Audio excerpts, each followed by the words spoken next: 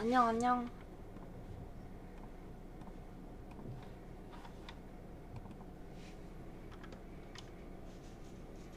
으아.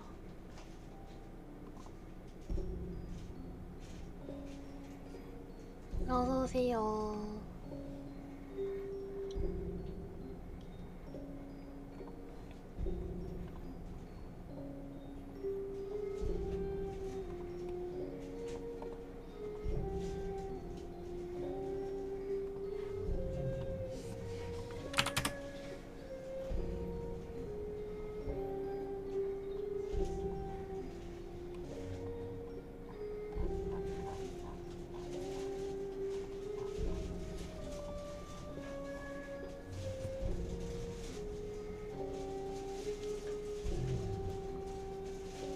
공포라디오는 은하리지. 아유, 감사합니다.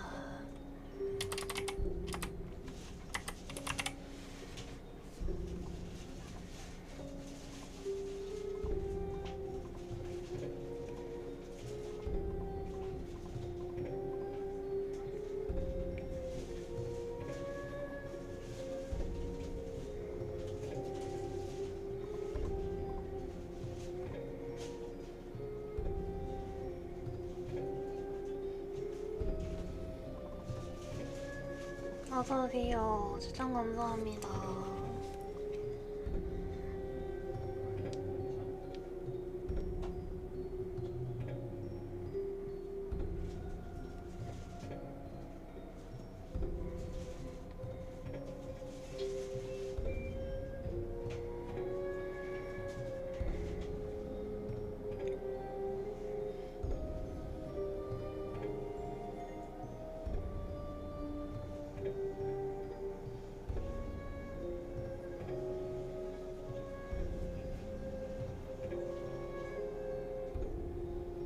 어서오세요.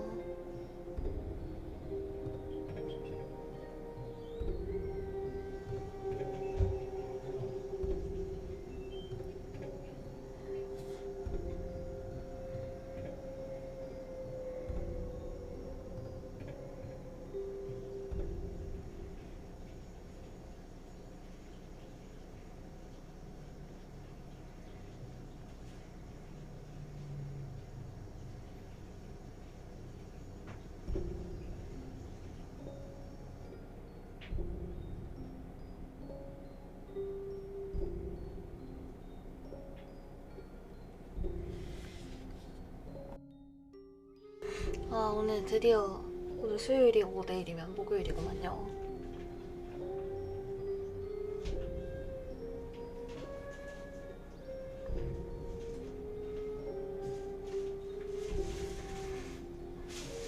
어제 팬가입 이제 1000분 딱 해주셔가지고 너무 기분이 좋았어요. 좀 안 좋은 일도 있었는데 뭔가 시청자분들 덕분에 좋아졌달까? 어서오세요. 목요일은 던파 업데이트 날.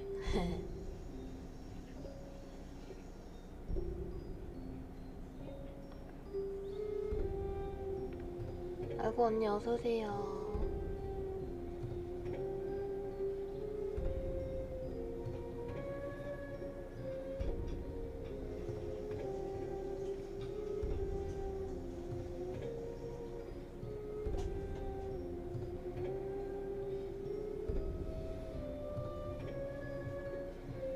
어서오세요. 추천 감사합니다.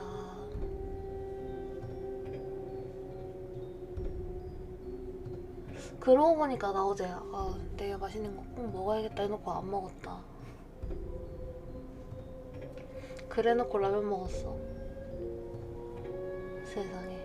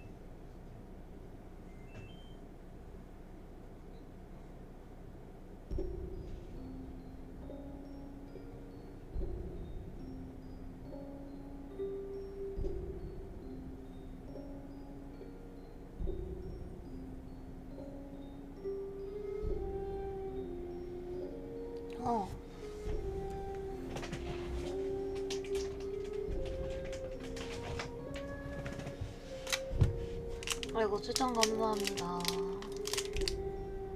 왜 이렇게 안 뜯겨?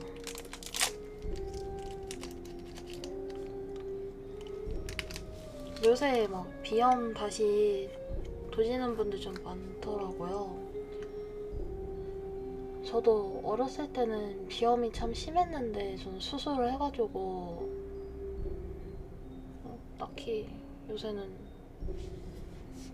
괜찮은 것 같네요. 참 다행이에요. 이게 비염이 있으면 참 말할 때 되게 힘들기도 하고 코도 막히는데 좀 어릴 때 수술을 해가지고 아무튼 괜찮네요. 메밀이 어디 갔어? 나 인사해줘야지.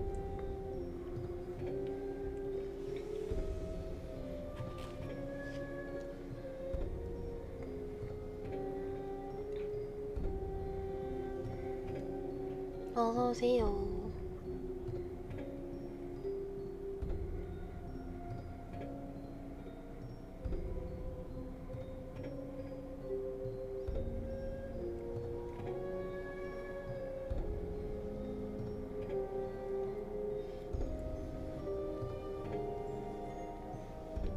그리고 뭐지? 페북에서 좀 무서운 얘기 내가 공유해놓은 것 같은데. 아, 이건가?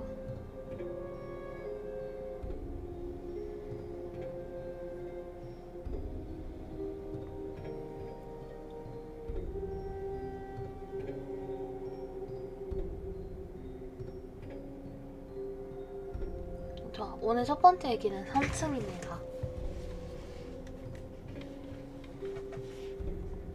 아이고, 어서오세요.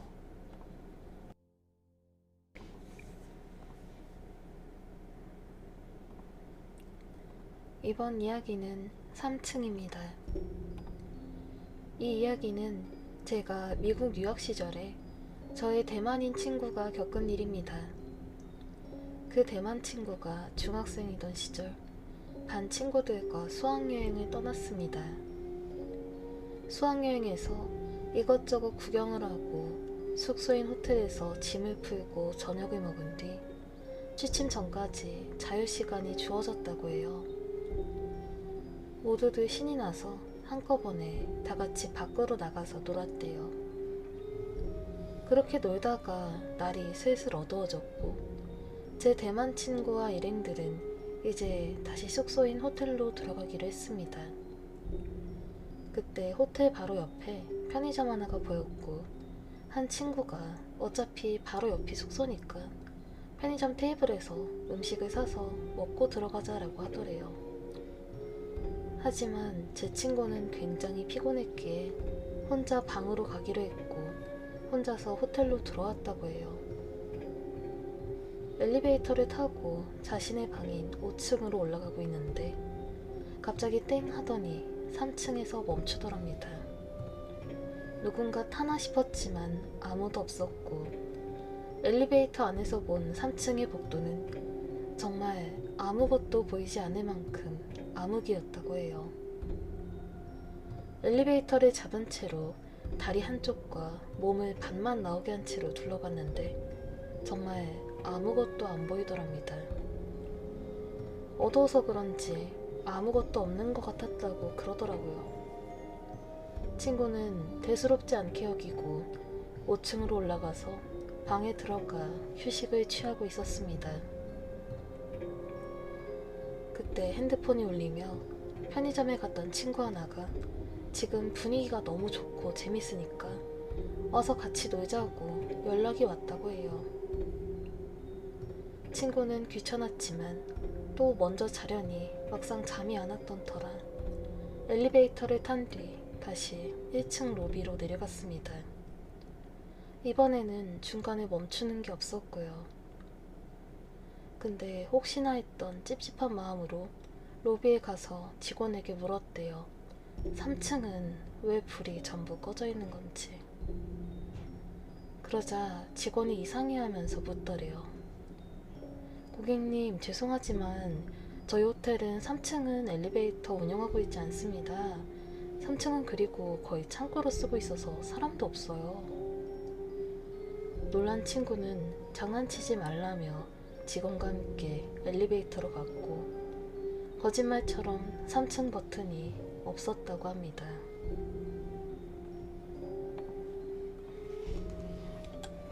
어서오세요.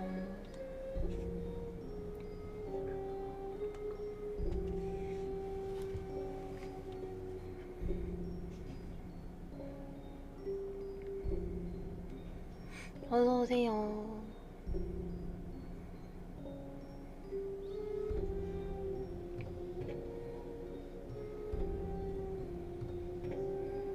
글망님 안녕하세요.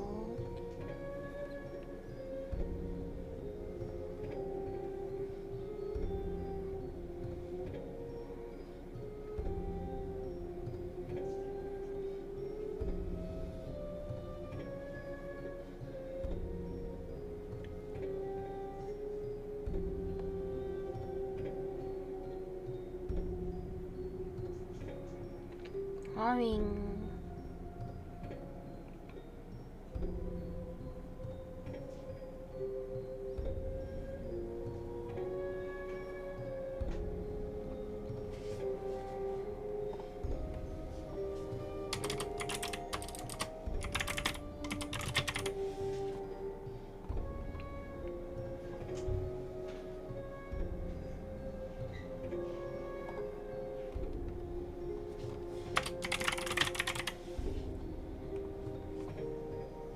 아이고 추천 감사합니다.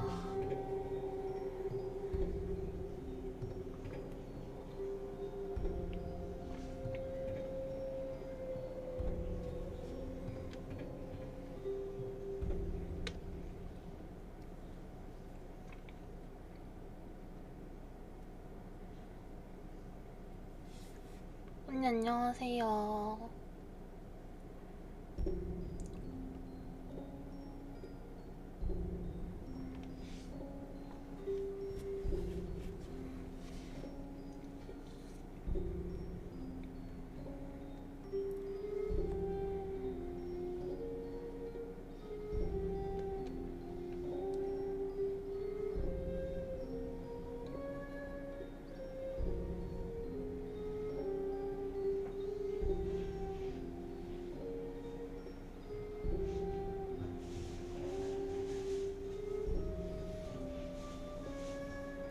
그래서 다음 이야기는 공포 썰이에요. 이거는 페이스북에서 찾았고 전에 했던 것 같긴 한데 아마 녹화본이 없을걸요. 아마.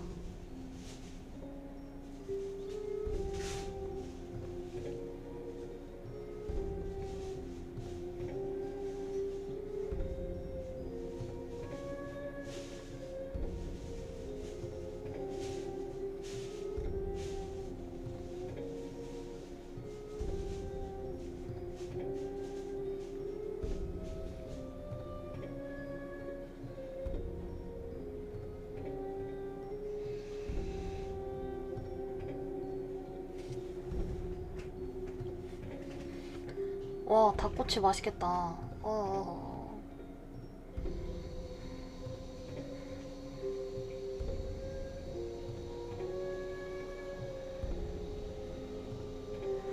원래 저희 집은 저희 집? 방송이 집에는 저희 방송은 켜잠이 약간 국룰이라. 펭귄님 어서오세요.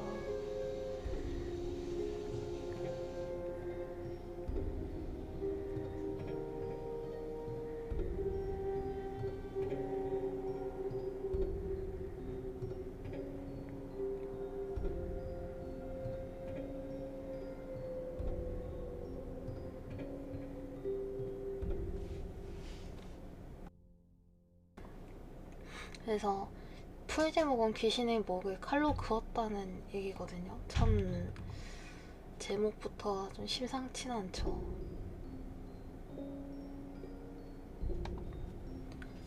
이번 이야기는 귀신의 목입니다. 항상 꿈속에서 집이 나오면 태어나서 오랫동안 살았던 2층 집이 배경이야. 근데 이날은 처음으로 지금 살고 있는 집이 배경으로 나왔어. 내 방 밖에서 안을 들여다보는데 아빠랑 동생이 이야기 중이었고, 엑스맨에 나오는 퀵실버 알지? 그런 느낌으로 아빠와 동생 뒤로 어떤 검은 형체가 돌아다녔어.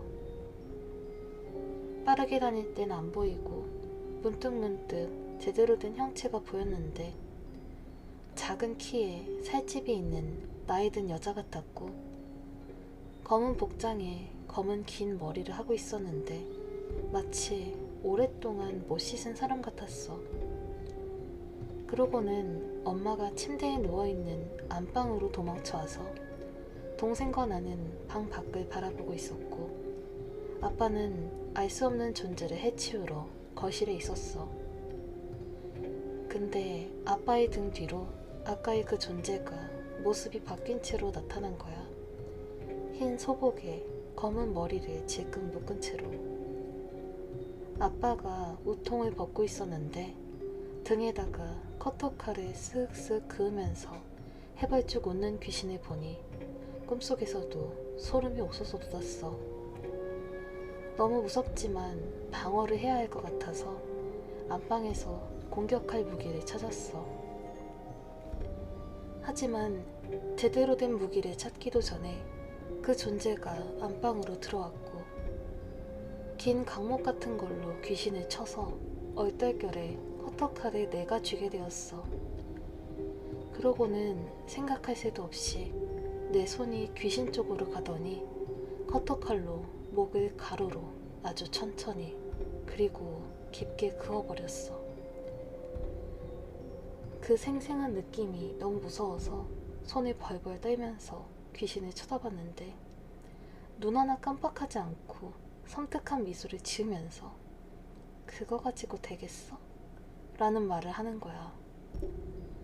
내 손을 잡고 다시 자기 목에 가져다 대길래 한 번 더 목을 긋다가 잠에서 깨버렸어. 식은땀이 나고 귀신의 말투와 표정, 목을 그을 때의 느낌, 이런 게 너무 생생하고 무서워서 기분도 나쁘고 저주에 걸린 게 아닐까 싶은 생각이 들 정도로 공포감이 어마어마했어.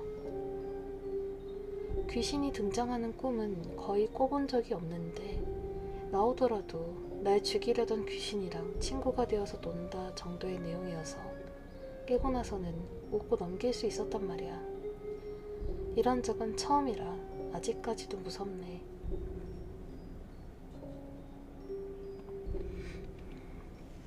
어서오세요.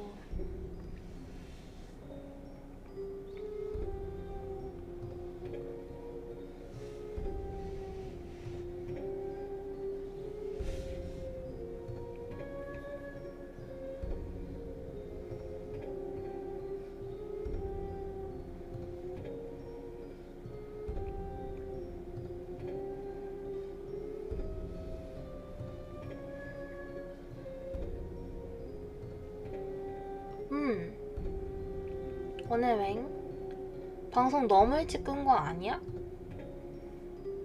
그게 왜?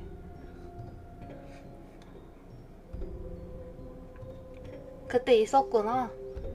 있는 줄도 몰랐어.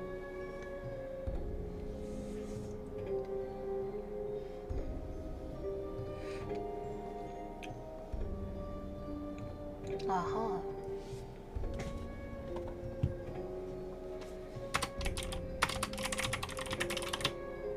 아이고, 코코짱 어서와요. 추천 감사합니다. 하리보. 들어왔습니다. 너무 아재 같아.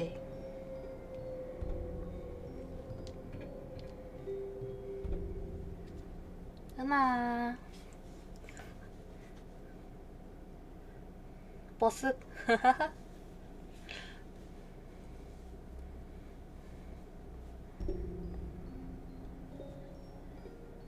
아니 님들, 이거 방금 한 건가요? 아니요.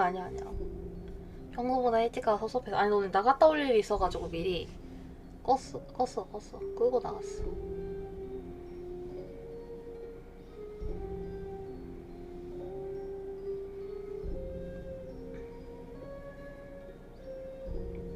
타이밍 좋다. 그러게요.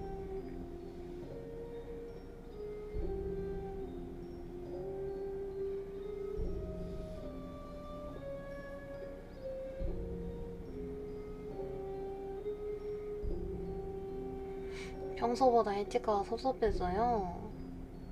오고 오구네 진짜.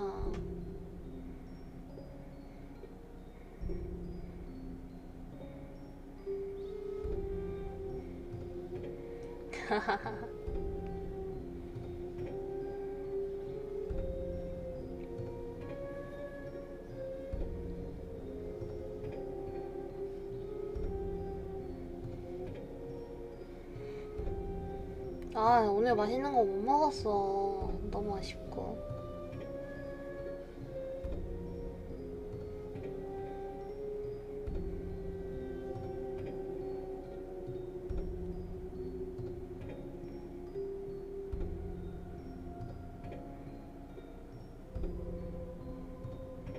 왜 못 먹었냐고? 아니, 그냥, 뭔가 좀 그런 거야. 시간이 애매한 거야. 밖에 나갔다 오니까. 그래서 그냥 편의점에서 라면 사서 먹었어.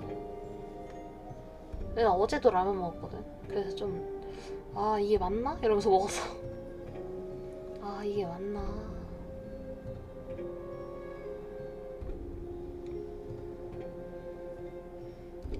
밥 잘 챙겨 먹으라고.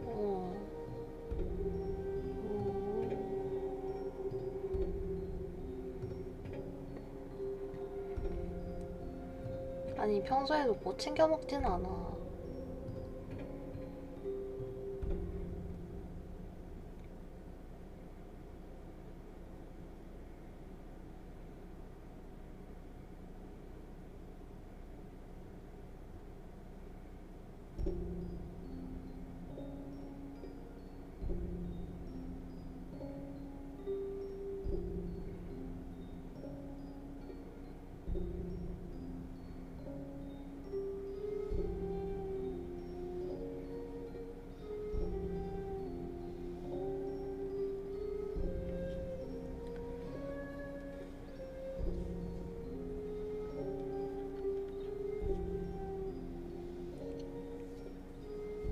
그래도 어 그건 그래. 오늘도 아침을 안 먹었어.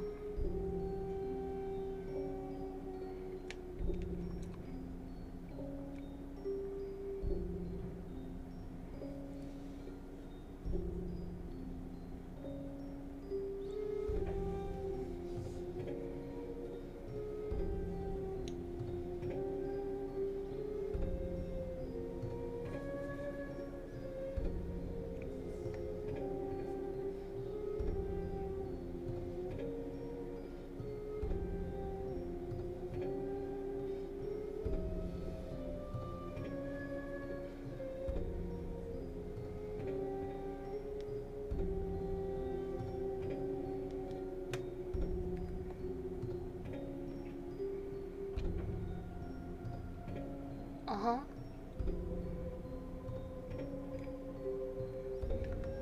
하루 세 끼를 다 맛있게 먹으면 살쪄.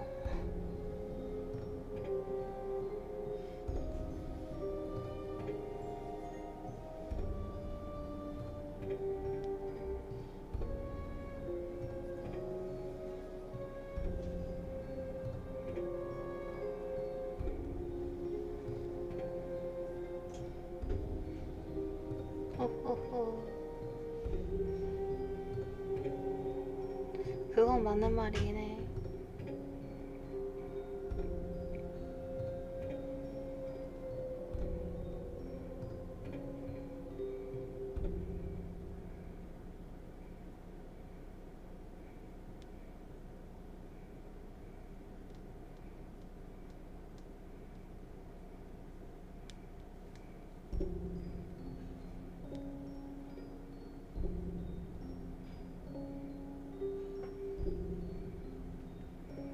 코 간지러. 기침할 것 같아. 아유.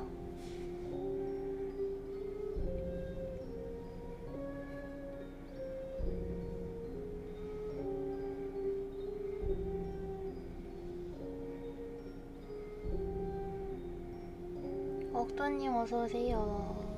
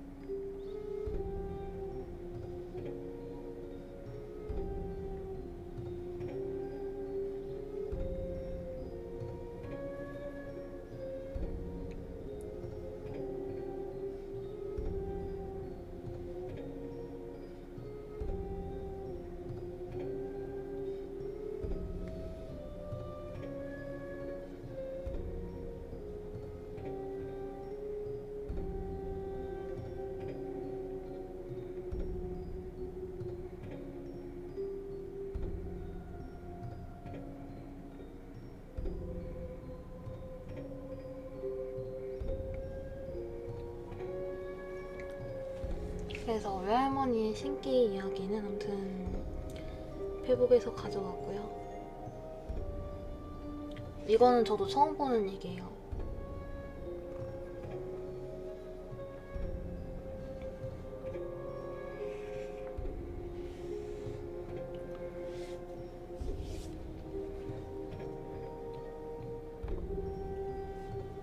이번 이야기는 외할머니의 신기입니다. 지금부터 친구 외할머니에 대한 이야기를 하겠습니다. 친구 외할머니가 어릴 때부터 좀 앞날을 미리 알고 하는 능력이 있었다고 해요.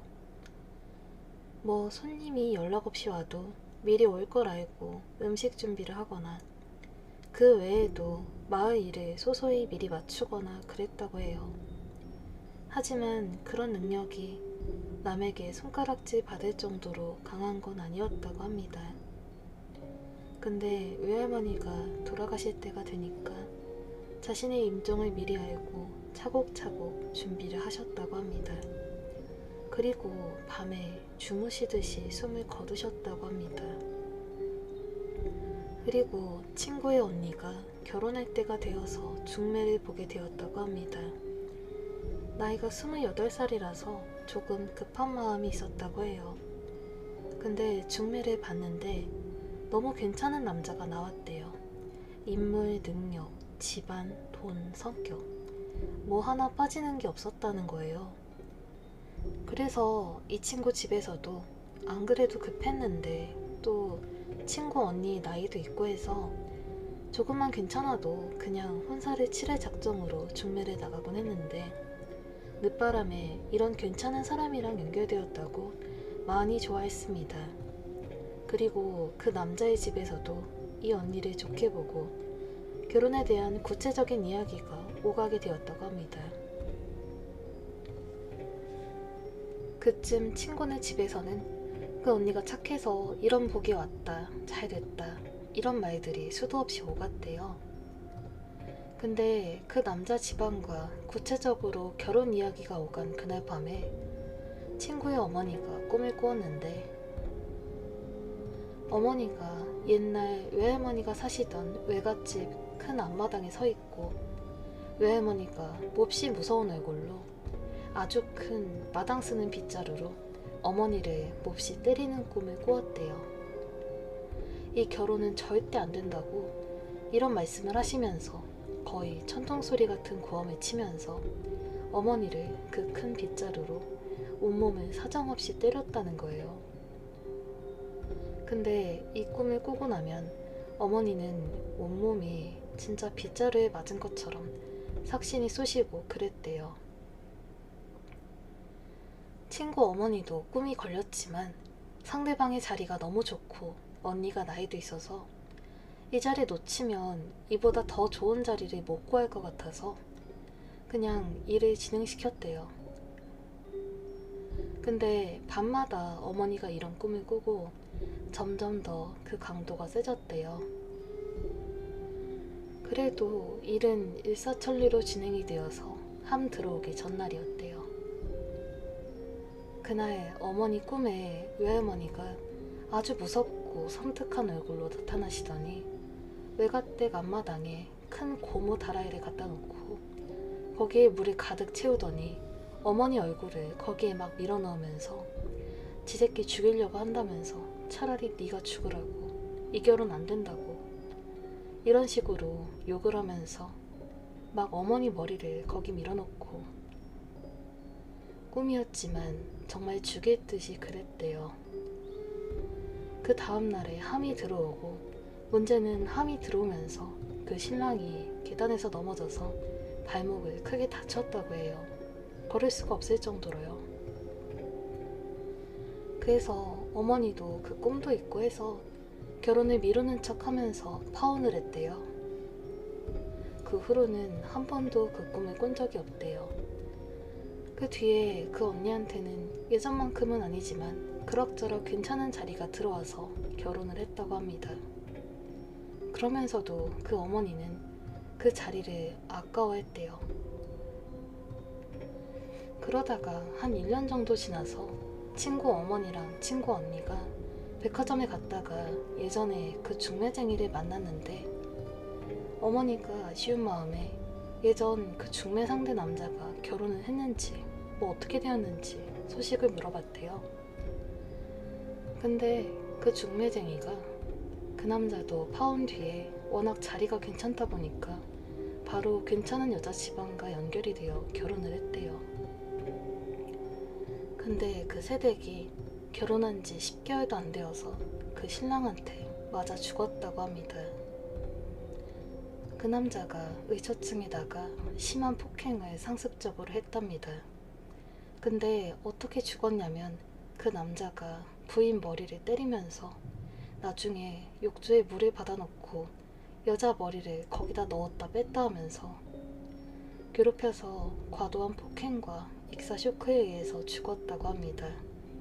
정말 이 얘기를 친구한테 듣고 무서워서 죽는 줄 알았습니다.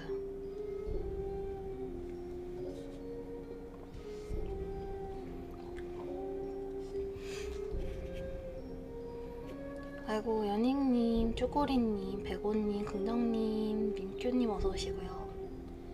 이게 실화야? 세상에.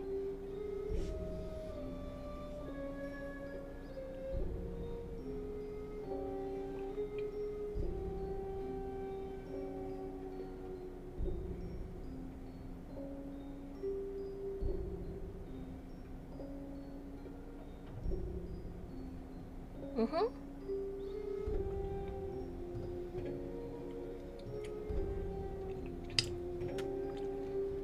나도 없어.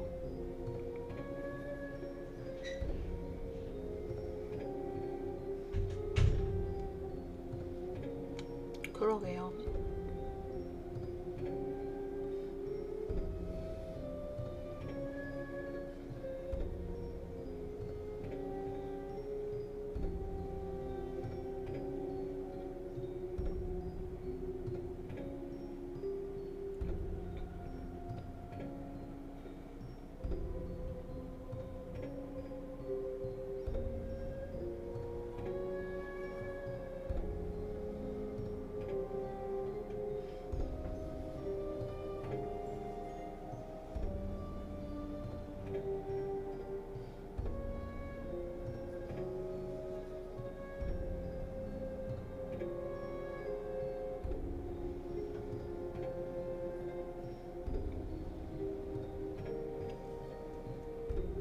다음 거는 이제 이건 진짜 완전 썰인데,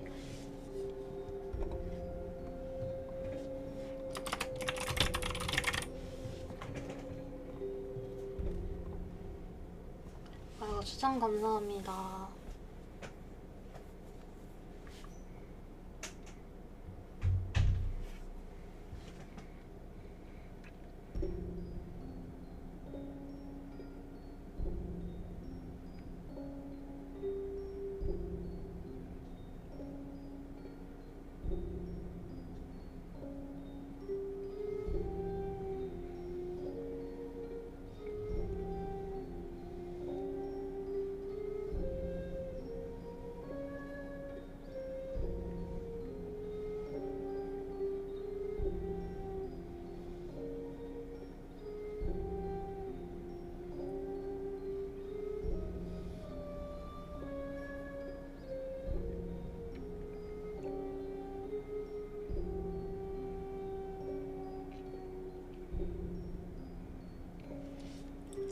오늘 친구랑 롤하다가 친구한테 야 너 크리스마스 때 뭐하냐 이러니까 나보고 시비거니.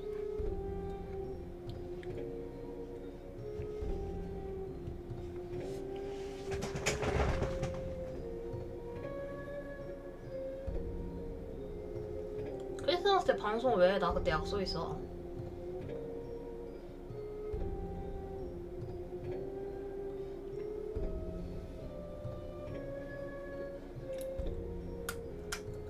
난 순수하게 진짜 뭐 하나 궁금해서 물어본 거일 뿐.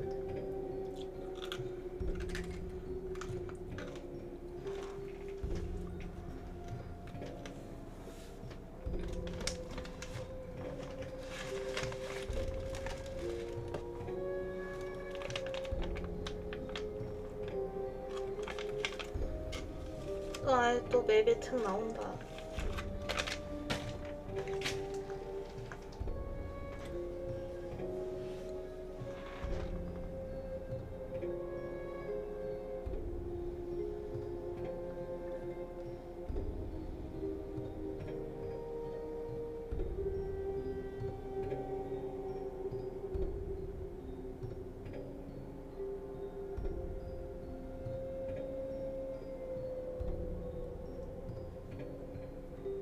어서오세요.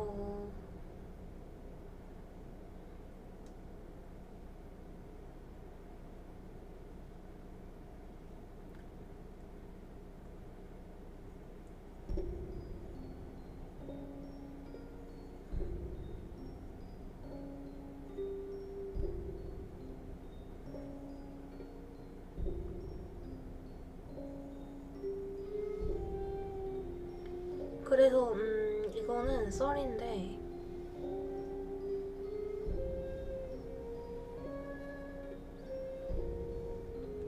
조금 길이는 있는 것 같아요.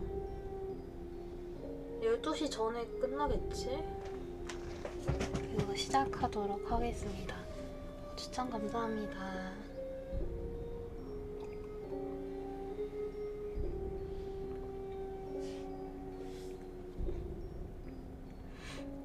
코코님 타이밍 잘 맞추셨네. 이거 지금 시작인데.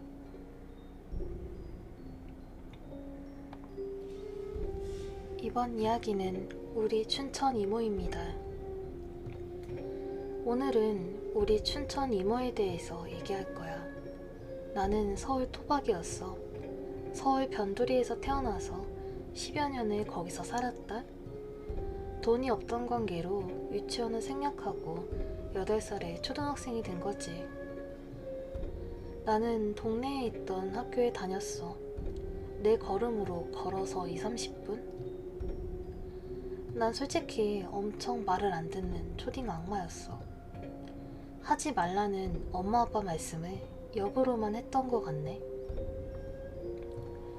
우리 학교에서 집에 오는 중간에 춘천 이모 집이 있었어. 깃발 걸린 집. 맞아, 춘천 이모는 무당이셨거든. 나는 춘천 이모랑 어떤 관계도 아니다. 심지어 이모라고 부르는데 우리 엄마는 싫어하기까지 해. 웃기지? 내가 초딩이 되고 학교 가는 길에 좀 익숙해져서 나 혼자 엄마의 에스코트 없이 통학하던 때의 일이야. 항상 다니는 길 중간에 춘천 이모네 집이 있었거든. 근데 그 이모네 집이 어린 내 눈에 너무 신기했던 거야. 나는 깃발 걸린 집은 다 무서운 데일 줄 알았다. 학교가 그랬고 파출소, 동사무소, 심지어 노인정까지. 깃발이 꼽힌 집에는 왠지 모를 거부감이 좀 있었거든. 나는 춘천 이모네 무당집도 그런 관공서로 앓은 거야. 너무 많은 걸 기대하지 마. 초딩이다 그렇지 뭐. 나는 신기했었어. 이모네는 시도 때도 없이 징 꽹과리 소리가 났었고, 항상 잠기지 않았던 그 집 안에는 이모가 언제나 이쁜 한복을 입고 춤을 추거나 기도를 하고 계셨거든. 나는 이모의 그런 모습에 매료된 거야. 예쁜 옷을 입고 춤추는 이모가 선녀 같았거든. 그렇게 나는 무당을 스토킹하는 초딩 스토커가 되었지. 매일 하굣길에 이모를 스토킹하는 건 나의 중요한 일과였고 그 일을 끝내야 하루를 마무리하는 것 같았어. 그러던 어느 날이었지. 난 언제나처럼 이모네 집 앞에서 열린 이모네 집을 스캔한 거야. 근데 그날은 웬일인지 집에 아무도 없는 거야. 와, 순간 무지 당황되더구만. 그리곤 한참을 찾았지. 이모가 안 보이니까. 나중에는 스토킹을 하는 주제에 대문을 활짝 열고 찾았네. 그런데 인기척이 없는 거야. 당황해서 문 앞에서 두리번거리고 있었다. 근데 갑자기 누가 내 어깨를 꽉 잡더라고. 놀라서 뒤를 돌아다보니 이모가 나를 내려다봐. 너구나? 맨날 집안 훔쳐보는 녀석이. 8살도 놀라서 심장마비 올 수 있나? 나 살면서 그리 놀라기도 처음일걸. 나는 뭐가 그리 무서운지 서러운지 울기부터 했어. 잘못했다고 울면서 너 누구냐란 질문에 울면서 또박또박 대답을 했어. 어디 초등학교 1학년 어디 반 누구입니다. 나는 그렇게 이모에게 인터셉트 당해서는 집으로 끌려 들어갔어. 소소한 반항은 했지. 빨리 집에 가서 숙제를 해야 한다고. 그렇게 들어간 이모네 안방에 강제로 앉았어. 나는 엄청 혼날 줄 알았는데 이모가 나를 너무 잘 대해주시는 거야. 막 사탕이랑 약과 떡 같은 걸 작은 상에 내어주시면서 먹으래. 나? 당연히 울면서 먹었어. 나는 과자에 약한 초딩이었으니까. 그리고 이런저런 얘기를 하면서 우리는 베프가 되었지. 이모는 우리 엄마보다 2살이 많으셔. 우리 엄마 아빠가 그 시절 만원이라서 엄마 아빠보다 나이가 많은 이모는 내가 둘째나 막내인 나이셨거든. 이모가 벌써 환갑이 지나신 지 몇 년이네. 그 뒤로 난 스토커에서 가족이 된 거야. 나는 그 집의 2인자. 그렇게 이모랑 정을 쌓았어. 이모도 가족 하나 없는 삶이 힘드셨을 거야.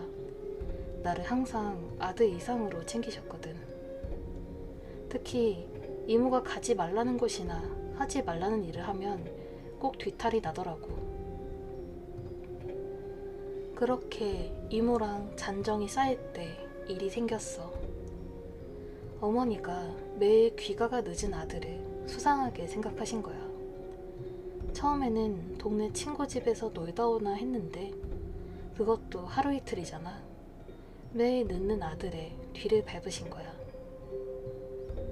그렇게 엄마는 이모네에서 놀다 오는 아들을 보셨고 민속신앙을 전혀 믿지 않으셨던 엄마의 눈에는 이모가 아들이 꼬인 게 된 거지. 무당년이 내 아들이 꼬였다고 생각한 엄마는 바로 전투에 들어갔어. 나 학교 간 사이에 쳐들어가셔서는 아주 머리끄댕이를 잡고 싸웠나 봐. 그런 전쟁을 치르고 나는 이모네 집 출입이 금지당한 거야. 우리 엄마가 학교 시간에 나를 잡으러 오셨거든. 어렵게 이모네 집에 한번 갔더니 이모가 그러시더라. 어떤 엄마가 자식이 무당년이랑 친하게 지내는 걸 좋아하시겠냐며 엄마 말을 잘 들으래. 그 뒤에 그 집은 내겐 금지가 되었고 나는 항상 이모를 보고 싶었지만 오래 볼 수가 없었어. 그 일이 생기기 전까지는 말이야.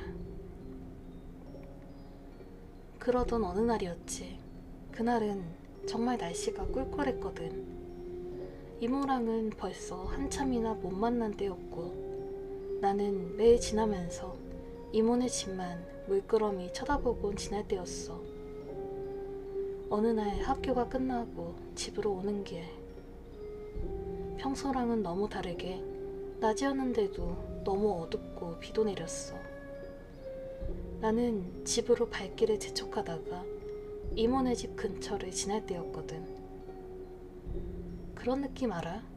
평소 지나던 길이 그 길이 아닌 것 같고 그 안에 있는 것들도 내가 보던 게 아닌 것 같은, 나는 누군가에게 습격당한 것 같은 기분이었어.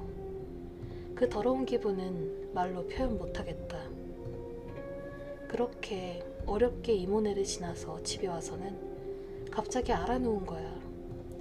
처음엔 어머니도 아버지도 흔한 감기로 아셨지. 약국에서 감기약을 사다가 먹이셨는데 전혀 차도가 없던 거야. 뒤늦게 심상치 않음을 느끼신 엄마 아빠가 나를 병원으로 데려갔어. 큰 병원으로 가라더래. 증상을 모르겠다고 말이야. 엄마 아빠는 나를 서울대 병원으로 데려가셨어. 솔직히 서울대 병원이면 우리나라 최정상이잖아. 근데 거기에서도 병명이 안 나오더래. 애는 다 죽어가는데 모든 수치는 정상이고. 그렇게 서울대 병원에서도 병명을 못 알고는 나는 나이롱 환자가 된 거야. 아파 죽을 것 같은데 모든 검사는 정상으로 나오니 어쩌겠어. 나는 그냥 퇴원당했어. 의학으로는 고칠 수 없었거든. 그렇게 강제 퇴원이 되어서 집에 왔어. 미치겠더라고. 아파 죽겠는데 꾀병이라 하고. 그렇게 집에 며칠을 누워 있었다. 근데 내가 퇴원해서 집에 있은 지 3일인가 4일째였어. 갑자기 문 밖이 소란해진 거야. 그때 나는 어쩌지도 못하고 거실에 누워 있었거든. 엄마가 집안일을 하시면서 날 돌보셨는데 내가 방에 있으면 볼 수가 없잖아. 근데 내가 거실에 누워있는데 대문 앞이 한참 소란하더니 갑자기 문을 박차고 누가 뛰어들어오더라고. 바로 우리 춘천 이모였어. 우리 춘천 이모가 나랑 베프 먹었지만 우리 집을 알 리가 없었는데 말이야. 집이 그때는 단독주택이었거든. 마당으로 대문을 박차고 이모는 뛰어들어오셨고, 당연히 어머니와는 거친 언쟁을 하시게 되었지. 그때 이모가 그렇게 말씀하신 거야. 병원 다녀보지 않았느냐. 의사가 고칠 병이 아니다. 내가 고칠 수 있으니까 나를 믿어라. 아무렴 내가 애한테 해될 짓을 하겠냐며 말씀하셨어. 잠시 더 언쟁이 있었지만 결국 어머니도 승낙하셨지. 달리 방법이 없었고 이모가 너무 자신있게 얘기했거든. 나는 이모에게 업혀서 이모네 집에 갔어. 근데 이모한테 업혀가는 느낌이 너무 포근했던 기억이 아직도 나. 이제 살았다는 안도감? 그렇게 이모네 집에 가서는 방 안에 날 누이신 이모는 계속 뭔가를 하셨어. 계속 기도도 하고 향도 피우고 무슨 부적 같은 것도 태워서 먹이시고. 나는 그냥 바로 잠들었던 것 같아. 그런데 그날부터 계속 같은 꿈을 꾼 거야. 첫날은 잠이 들면 항상 이모네 방에 나 혼자 누워있는 꿈을 꾸었어.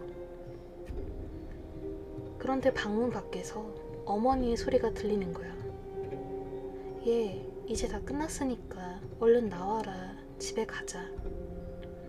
분명 어머니 목소리가 틀림이 없는데 어쩐지 어머니가 아닐 것 같다는 느낌이었거든.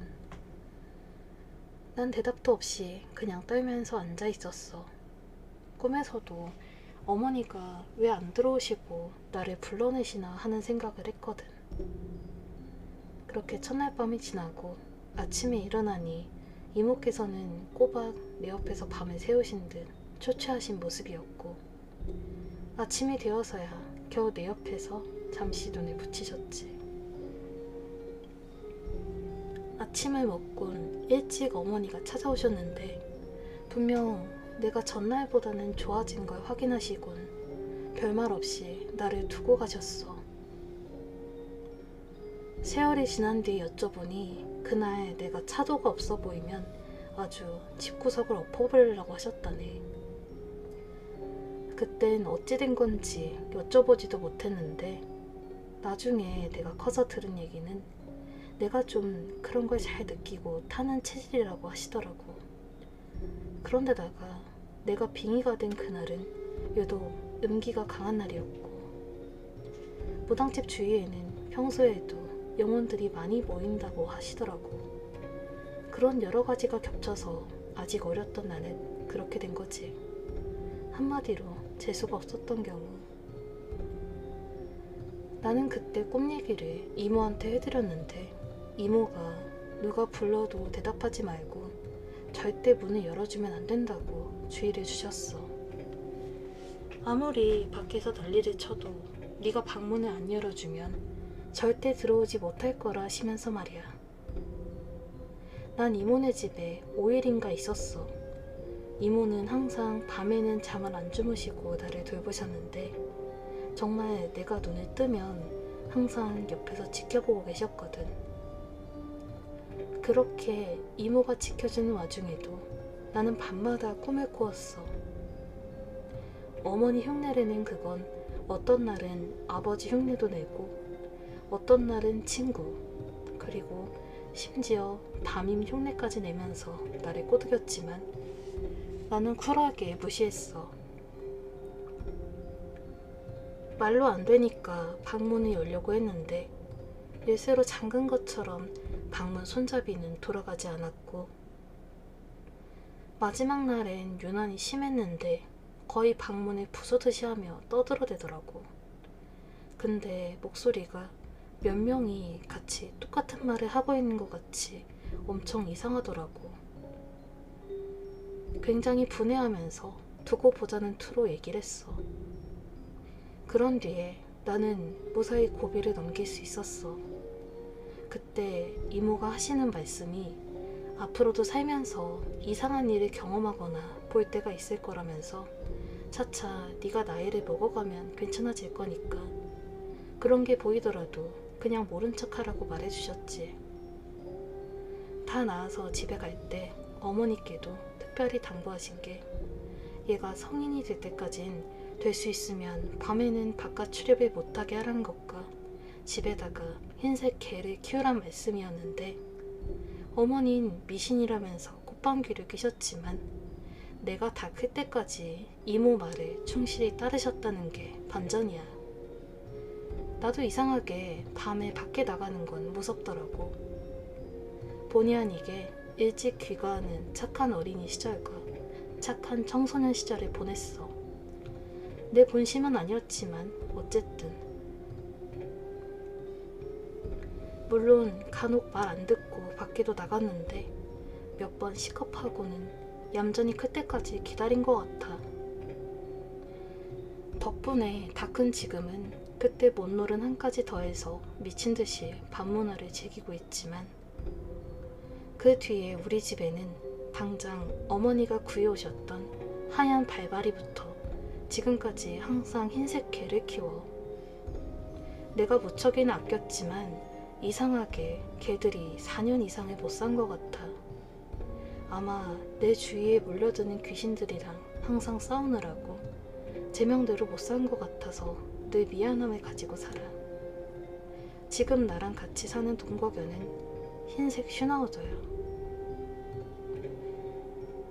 내가 군 제대를 하고 선 폐가 사건을 겪고 바로 키우기 시작한 개인데 벌써 7년이 되었으니 나랑 사는 개 중에 가장 장수한 거지.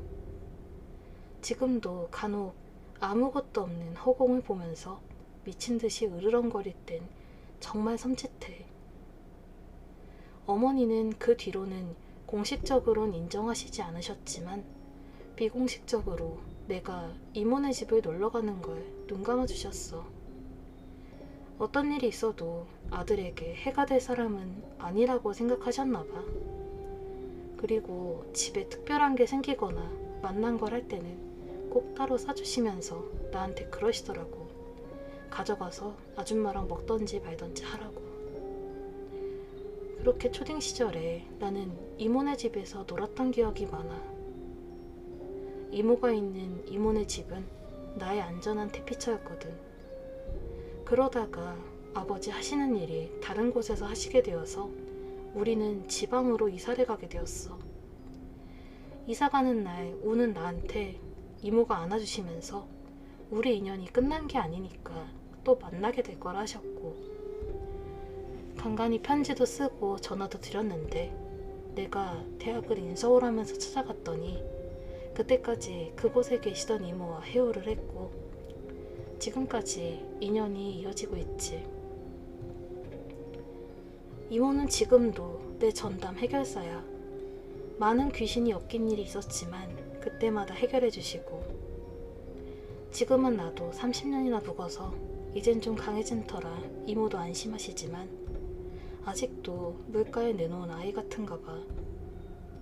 예전에 날 보시면서 나도 너 같은 아들 하나 있었으면 정말 좋겠다며 씁쓸하게 웃으시던 게 생각나. 난 철없이 어린 마음에 이모도 결혼해서 하나 낳으면 되지 라고 말했고, 이모는 허탈하게 웃으면서 할아버지가 허락을 안 하신다고 했던 게 기억나. 그땐 그 할아버지가 누군지 정말 미웠는데 이제 이것저것 알게 되니 이모를 이해하겠더라고. 요즘 건강이 안 좋으셔서 걱정인데 빨리 완쾌되셔서 든든한 이모로 돌아오시면 좋겠네. 아이고 오빠 사랑. 뭐야 그게. 감사합니다.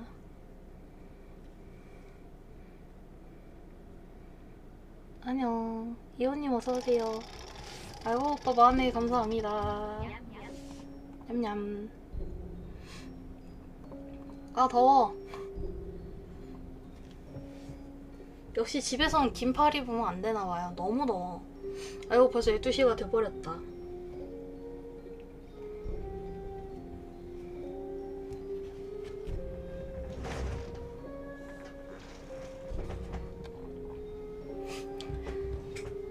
이호님 방금 오셨는데?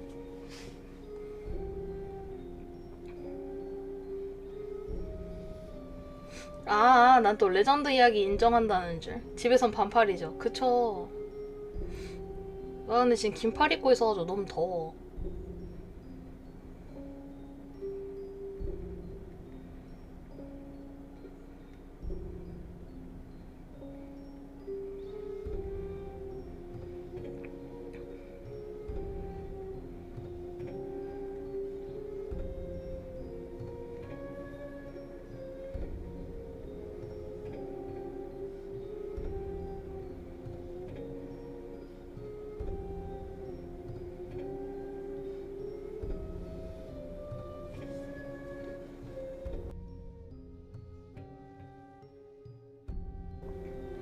아이고. 내일은 뭐야 이거? 이런 게 있네요. 저기 뭐야, 학교 탈출 괴담. 이게 뭐냐면 이건 보드게임인데 귀신 얘기가 나오는 건가? 우리는 모험을 즐기는 단짝 친구들. 오늘은 유령이 나온다는 학교에 왔다. 학교 탈출하는 보드게임 이런 게 있네요. 재밌대요. 소리도 나온대. 그래요? 감사합니다. 너구리님 어서오세요. 재밌대요 이거. 요새 솔직히 약간 그런 게 유행하잖아. 신비 아파트 이런 것도 막 귀신 얘기잖아요. 어떻게 보면 되게 유행 많이 하는 것 같은데 저런 거. 쿠팡에 귀신 검색하면 뭐 나올까? 그거네. 뭐 책도 나오고 귀신 대백과 부적 신비 아파트 뭐 이런 거 나오네요. 내 방송이 더 재밌다. 감사. 위자보드는 모르겠어요. 진짜 귀신만 검색했고 뭐 귀신 책이 많네. 그리고 부적도 있어요. 수제 부적. 뭐 경면주사로 쓴 거겠지 저거. 12시 기념 추천 감사합니다. 위자보드를 검색하면 위자보드가 나오나? 위자보드. 있어요. 판에. 근데 비싸다. 한 8만원 정도 하네. 싼 것도 있고. 근데 이게 진짜 위저보드는 무슨 나무로 만든다는데 기억이 안 난다. 무슨 나무였는지.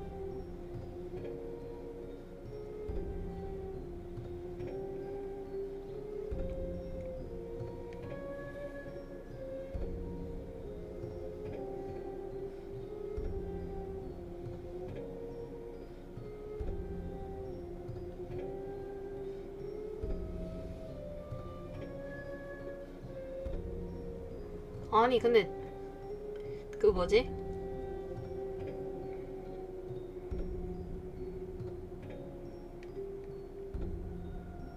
전부터 귀신이 아니라 뭐 부적 이런 거 검색해 본 적이 있거든요. 그게 의자보드 보드판을 나무로 만드는데 그게 무슨 약간 귀신이랑 연관이 있는 나무로 들었는데 그게 아마 나무 위키에 나올걸요? 의자보드 어디 보자.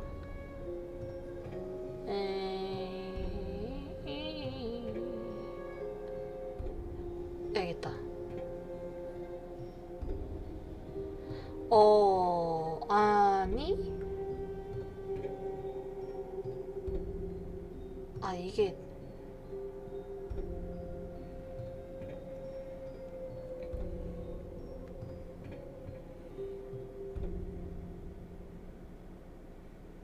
어디 나오나?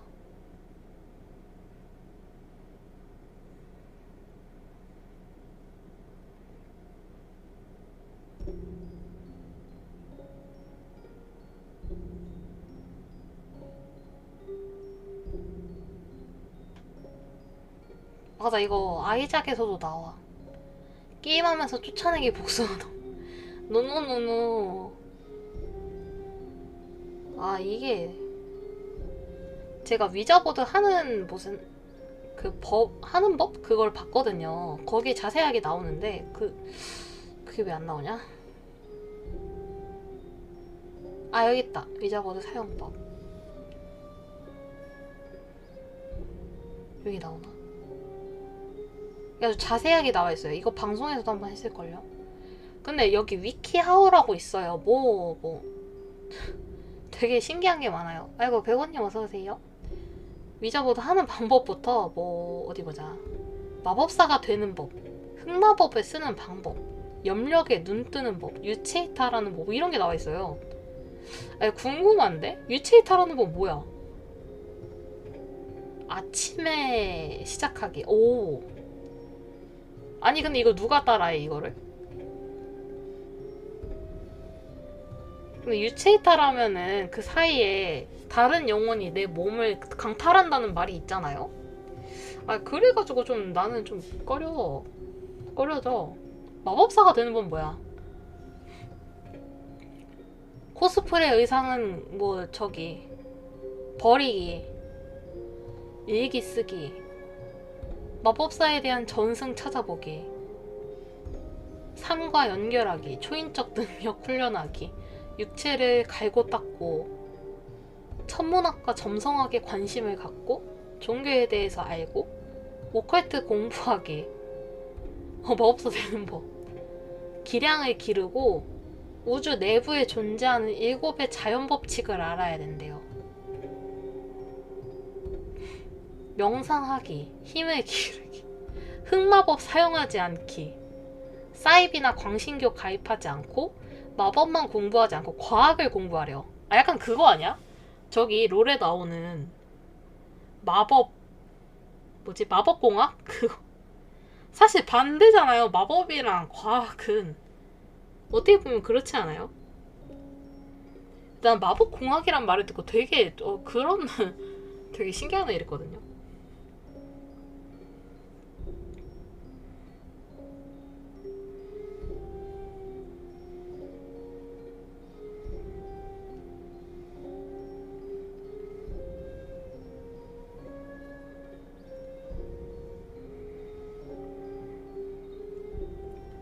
근데 마법사가 되는 법 너무 웃기다.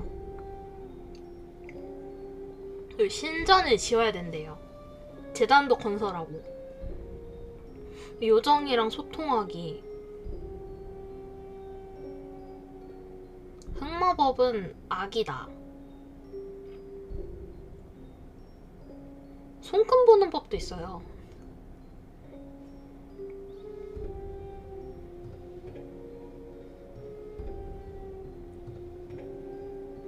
이건 좀 유용할 수도 있겠다.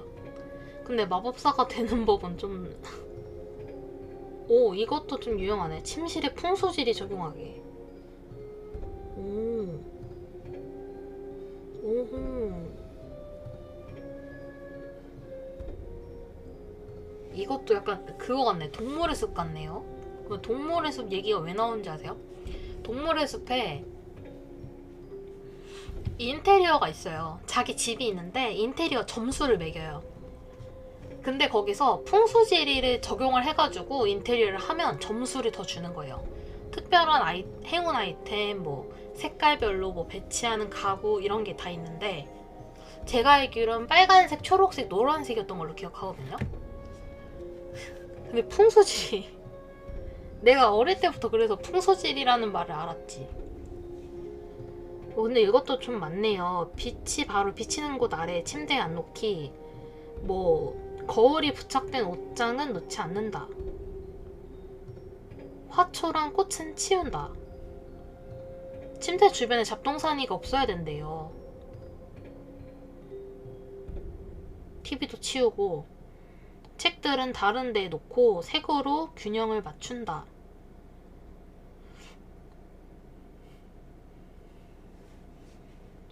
그러니까 잘 치우라는 소리지 이거는.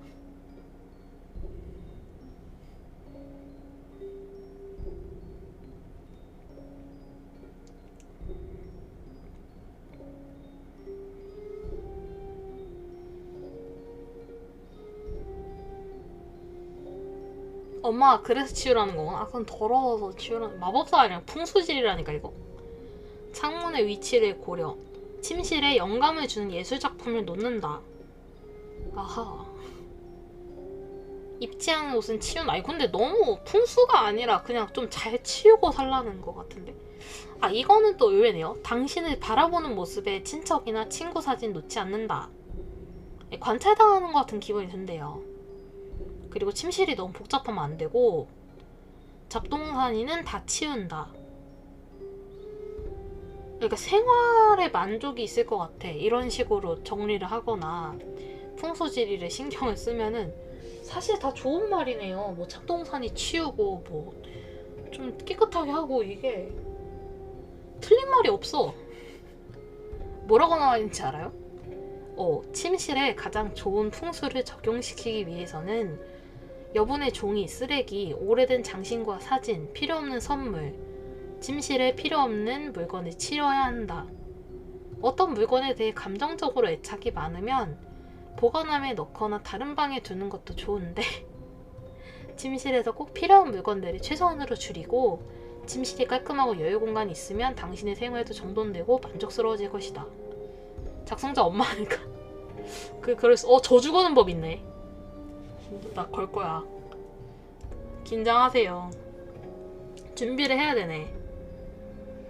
어디 보자. 저주는 돌아올 수 있고 발생한 결과를 염두에 두어야 하고, 용서하고 넘어가는 것도 고려해보자. 의도를 정하고 스스로를 보호하자. 저주 인형을 쓰는 거네. 상대방의 머리카락이나 사진, 이름이 적힌 종이를 쓸 수도 있대요. 아, 근데 이런 건 안 하는 게 낫지 않을까?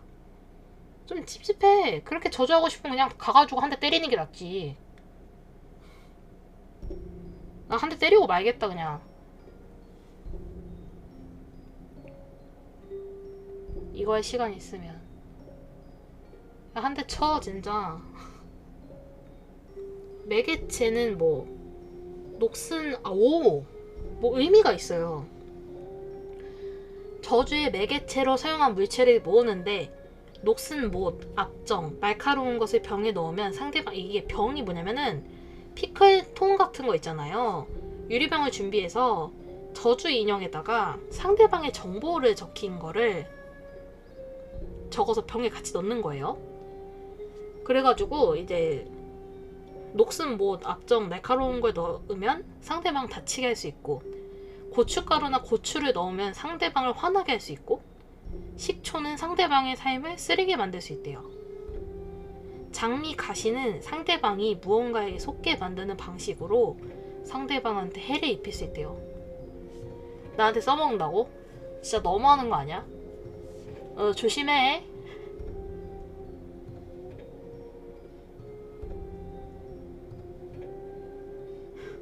소변을 병에 넣으면 상대방을 지배할 수 있대요. 이건 좀 그렇다. 무덤에 토양을 병에 넣으면 두 사람의 관계를 단절시키거나 누군가를 떠나보내게 할 수 있다. 여기서 언급한 모든 물체를 병에다 넣을 필요는 없고 한두 개 정도면 충분하대요. 병은 확실하게 씻고, 와, 병뚜껑 확실히 닫고 밀랍으로 봉인을 하고 병을 흔들면서 대상에 대한 분노를 떠올린다. 그리고 어두운 장소에 병을 감추는 거죠. 그리고 인내심을 가지고 기다립니다. 대상이 마술에 의해서 보호받고 있다면 저주를 계속해야 할지 고려해 보도록 하자.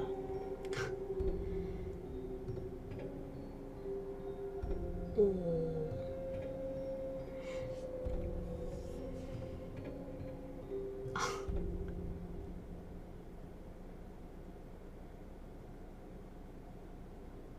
병을 깨면은 저주가 깨진대요. 저주는 달이 기울기 시작할 때 가장 효과적으로 걸린다고 합니다. 그리고 사소한 이유로 저주를 걸면 안 된다고 하네요. 그리고 저주는 과학적으로 증명되지 않은 주술이다. 다른 주문을 역시 마찬가지다. 스스로의 부정적 에너지를 사용하기 위한 의식을 위해 주문은 걸 수도 있지만 가장 좋은 것은 자기 자신을 위해 힘든 일을 극복하고 앞으로 나아가는 것이다. 그리고 학교나 직장 등에서 문제가 발생했을 때는 경찰, 학교 선생님 등 전문가의 도움을 받아 해결하는 것이 바람직하다. 그리고 저주가 반사될 수 있대요. 와, 이거 진짜. 근데 우리 초등학교 때만 해도 이런 거 좀 유행하지 않았나?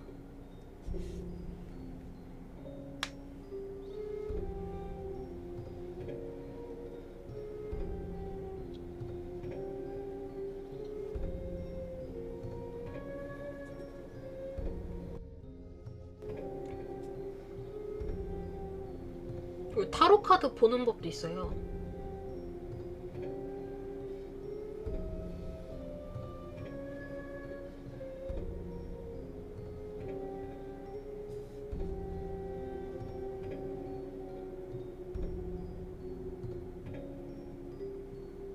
빨간 펜으로 이름 쓰기? 너무 그거 아니야? 고전?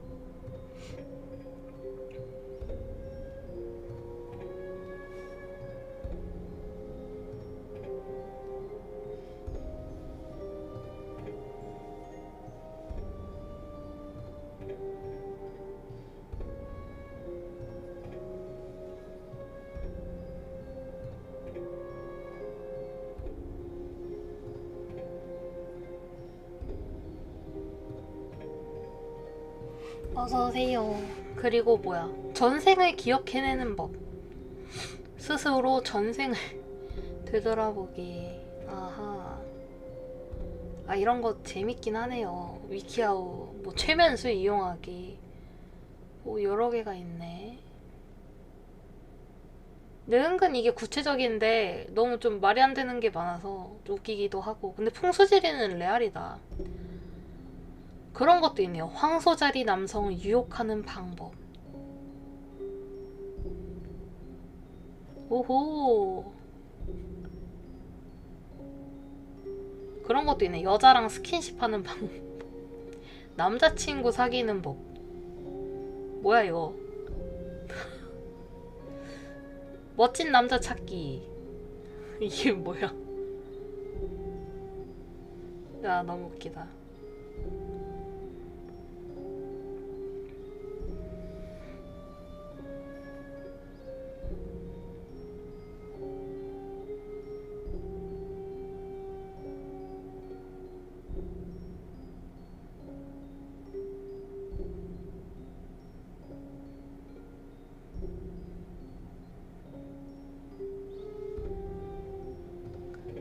그래서 위자보드 사용법을 보려고 들어온 건데, 아니 위자보드 무슨 나무로 만들었는지 보려고 했는데 왜 내가 이런 걸 보고 있지? 여자랑 스킨십 하는 거 그거 좀 땡기는데? 대체 왜? 그게 방법이 있는 거야? 어디 보자.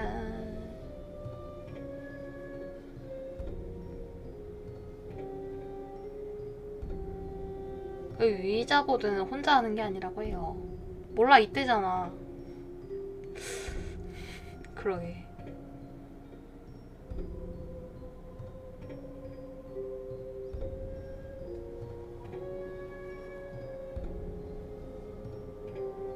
오, 영미권에서는 위자보드 할 때 조조라는 악령이 등장하면 반드시 게임을 중단할 것을 경고합니다. 이는 조조가 게임 뒤에도 사용자를 위협할 정도로 위험하다고 합니다. 그렇군요. 아, 위자보드 저희 무슨 나무인지 보려고 했거든요. 지금 보고 있어요.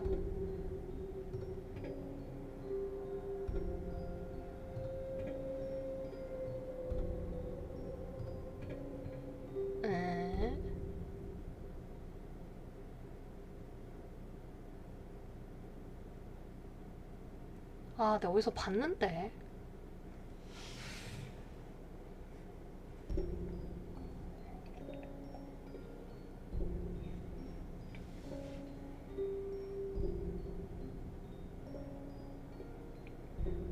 근데 그런 것도 있네요. 할로윈이래. 한국판 위자보드?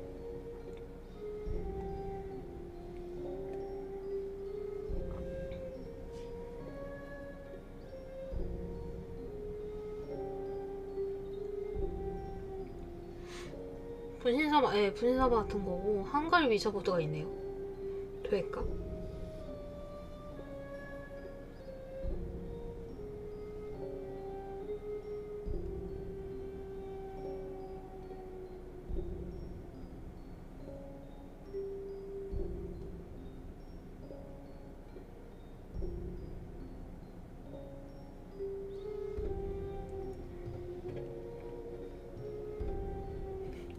위키하우, 신뢰받는 온라인에서 가장 신뢰받는 하우투 웹사이트.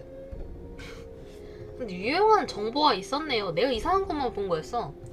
그러니까 홈페이지를 들어가 보니까 윈도우 7에서 컴퓨터 밝기 조절하는 법, 삼성 스마트 TV에서 앱 다운로드하는 법, 윈도우에서 mp3 노래에 앨범 커버 사진 넣거나 바꾸는 법. 근데 너무 좀 바보 같은 것도 있네요. 전자레인지로 물 끓이는 법, 전남친 전여친 질투심 유발하는 방법.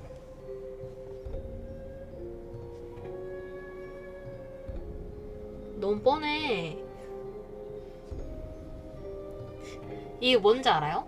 그 전남친 전여친 질투심 유발하는 방법이 전남친 전여친과의 연락 전부 차단하기, 최근에 한 멋진 일 업로드하기, 사람들과 어울리기, 전 애인을 맞춰야 한다면 친절하게 대하기, 완벽히 괜찮은 것처럼 행동하기, SNS에 내 매력적인 모습 올리기, 최고로 멋진 모습 보여주기, 적극적으로 살며 극복해내기, 내 행복을 최우선으로 하기, 다른 사람들과 데이트하기, 생활 반경에서 벗어나 새로운 것들 시도하기. 아, 좀 웃기다. 그 하루 만에 2kg 빼는 법도 있다.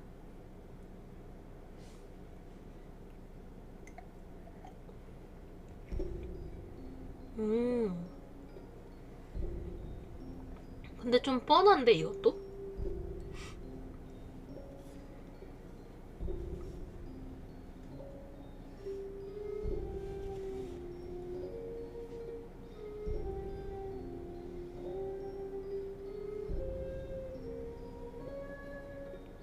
또 뭐가 있을까?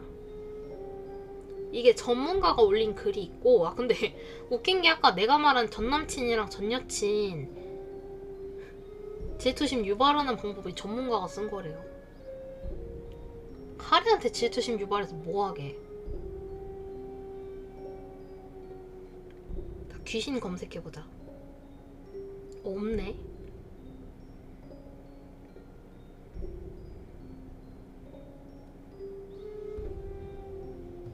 저 여우주.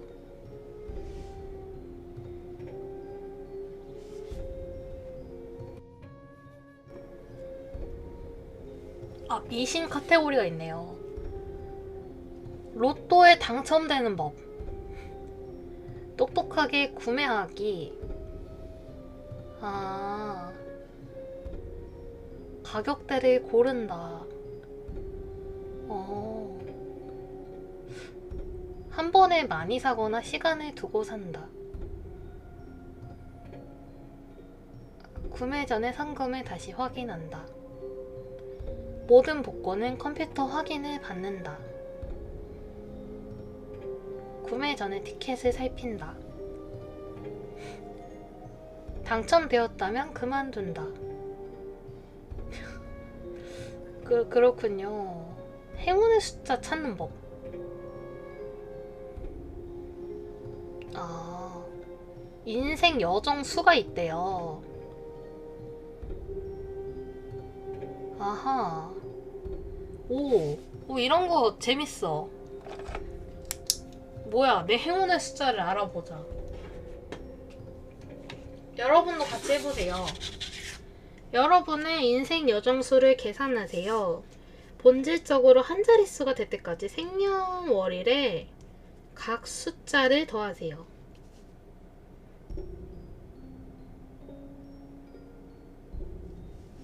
그러니까 예를 들어서 제 생년월일 쓸게요. 제가 1996년 9월 6일생이니까 월이 9, 일이 6이죠. 연도는 1996이니까 다 더하는 거예요.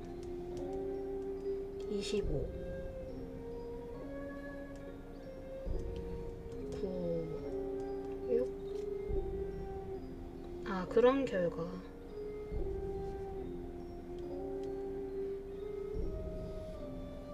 아, 이런 식이네. 그러니까 1996을 더하면 25잖아요.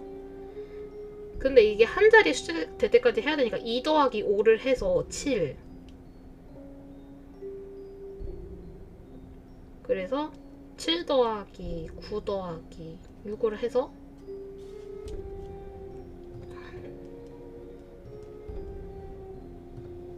22. 그러면은 22가 되니까 2 더하기 2 해서 나는 4네? 인생에, 그러니까 생년월일을 다 더해요. 아까 말씀드렸다시피 앞자리가 1996이에요. 그러면은 1996을 다 더해. 그럼 25가 나오는데 그러면 더 줄여요. 2 더하기 5를 해서 7을 만들어요. 한 자리로 만드는 거예요. 나는 4네?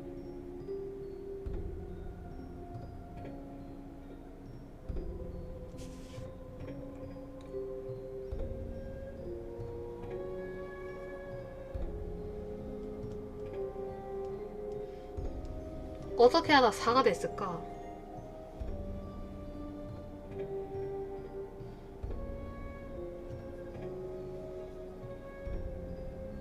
뭐 여러 가지 방법이 있네. 생일 수도 있고.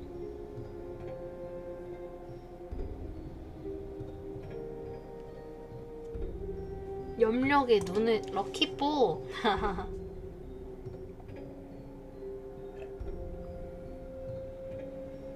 태어난 시각 알아내기. 출생증명서나 병원 기록 찾기. 이거 엄마한테 물어보면 되잖아. 아, 없을 수도 있겠구나. 그렇군. 룰렛도 44잖아요. 그건 제가 그냥 공포방송이라 44 한 거긴 한데 어쩌다 보니 행운의 숫자가 4네. 좀 불길한 숫자라고는 하는데 저는 별 생각이 없어요. 애완동물 종교와 철학. 강아지 기르는 방법 너무 귀엽다. 아이고, 어서오세요. 강아지 기르는 방법 너무 귀엽지 않아요? 강아지가 겨울을 따뜻하게 보내게 하는 법. 고양이 쓰다듬는 방법. 아, 고양이 쓰다듬는 방법? 아, 내가 고양이를 11년을 키웠는데 아직도 모르겠네. 왜냐면 다 싫어해요. 아하, 좋아하는 부분이 있지, 생각해보니까. 아, 얘 말고 다른 고양이도 키우고 싶다, 진짜.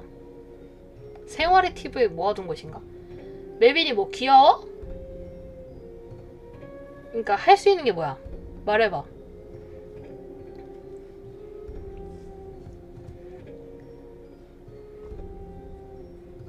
밥 잘 먹어? 그러면 밥값이 너무 많이 나오겠다. 그건 좀 별로야. 고양이는 한 달에 사료값 3만 원이거든.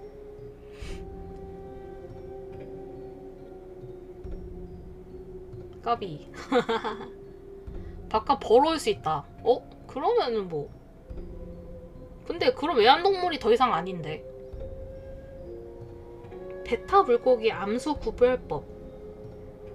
강아지 젖대는 법. 훈련시키는 방법.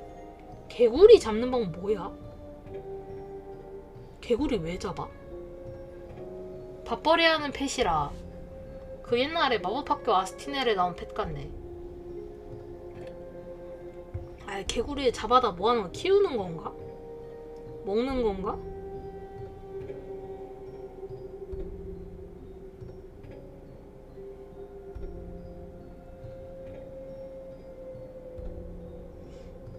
근데 고양이는 왜 자신에게 맞는 고양이 고르는 법? 오호. 너무 당연해요. 예를 들어서 그런 거 있잖아요. 밥을 먹는 방법. 숟가락을 든다. 밥을 가져온다. 밥을 뜬다. 입에 넣는다. 이 정도야. 이게 왠 줄 알아요? 고양이 고르는 법 했는데 집에서 고양이 기를 수 있다는 허락을 받는다. 이게 나와. 당연한 거 아니야 이거는? 예산 확인한다. 가정환경 고려한다. 건강을 고려한다. 이거 다 알잖아. 아니 좀 웃기네 이거. 아무리 생각해도 웃겨.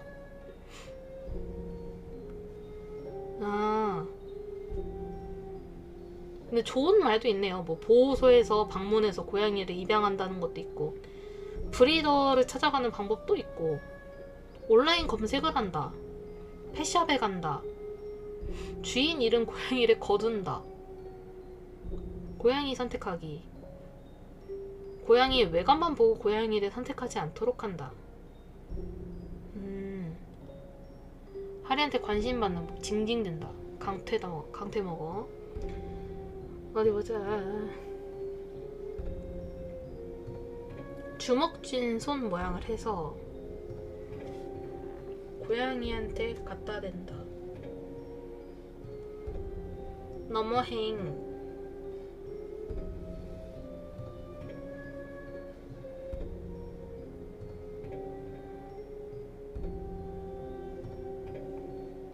어서오세요. 아, 근데 너무 웃기다.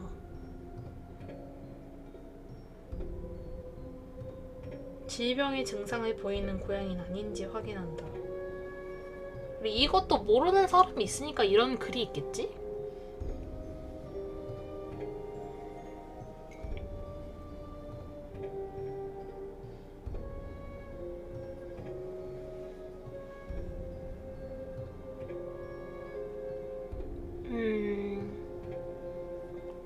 성묘의 입양도 고려한다. 근데 하긴 새끼 고양이 어렸을 때부터 키우면 좀 이것저것 좀 신경 써야 될 게 많아요.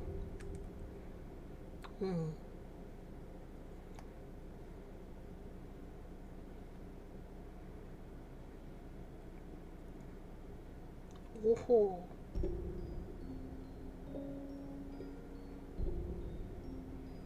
애기 고양이 근데 귀엽잖아요.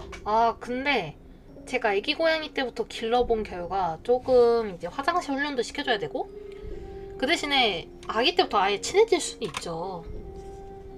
근데 고양이도 성격이 있다 보니까 그거 알아보기가 조금 힘들어요. 아기 때는 다 좀 힘들고. 그래도 저는 지금 고양이랑 어떻게 인연이 돼가지고 아가 때부터 키웠는데, 아예 어릴 때 데려오면은 수유를 해줘야 돼. 인공 수유를 해줘야 돼요. 엄마 고양이가 없으면은 거의 3시간인가 2시간에 한 번씩 밥을 줘야 되고, 배변 유도도 해줘야 되고, 배도 이렇게 막 문질문질 해줘야 되고, 신경 쓸 게 진짜 많아요. 아주 어린 고양이는 그렇고, 한 적당히 한 2, 3개월 정도 된 애로 데리고 오면은 괜찮은 것 같아요. 애기 고양이 진짜 귀엽긴 해요. 근데 저는 다 큰 고양이가 더 좋더라고요.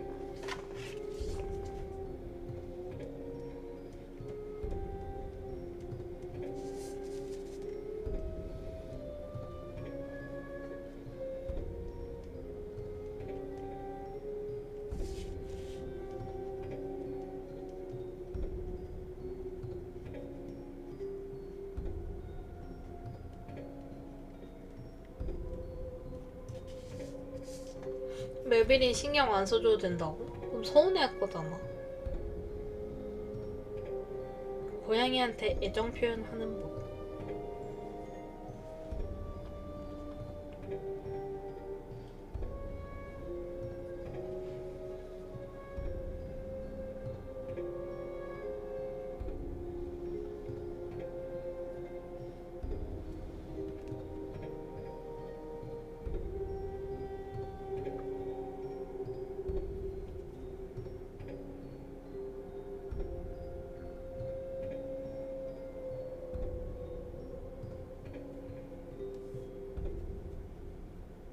진짜 어떻게 보면 당연한 이야기가 많은데 이것도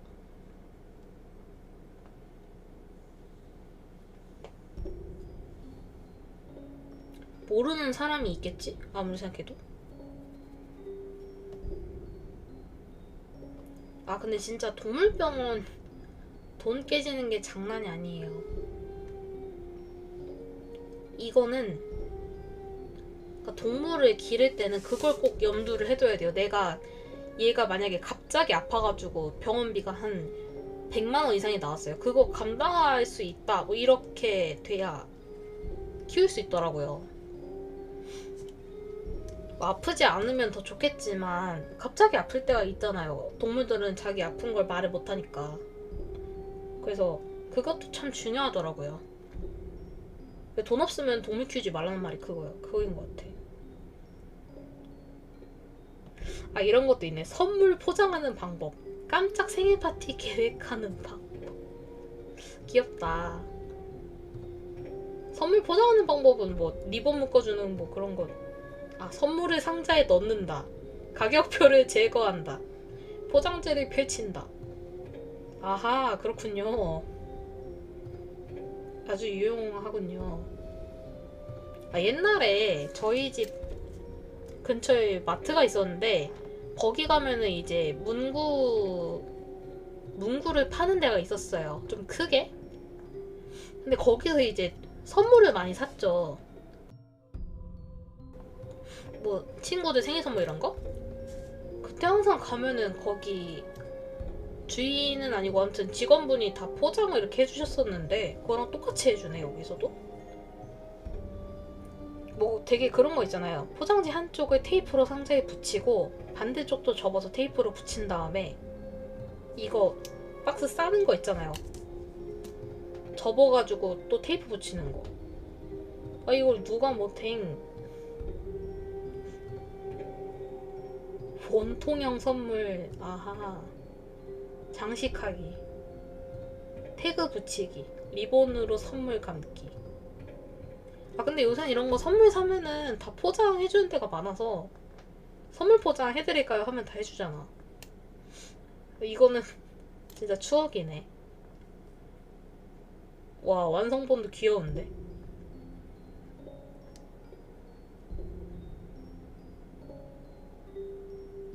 일본어로 생일 축하합니다 말하는 그거잖아. 오탄조비 오메데또 이거잖아.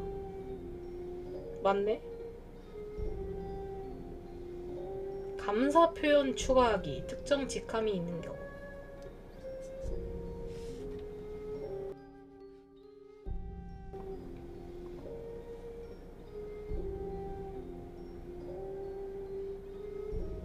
오호.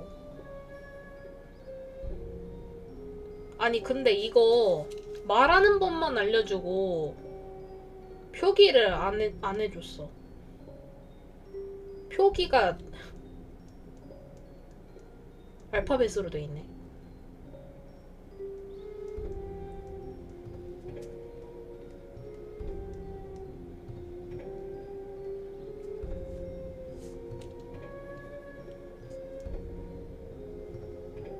프랑스어로 생일 축하해 말하는 방법.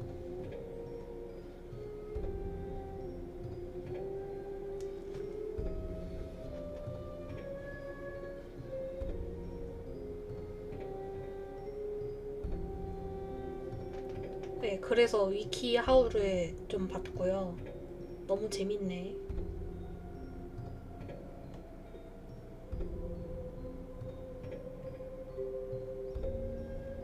내가 어쩌다 이걸 봤더라. 역시 위자보드 때문인가.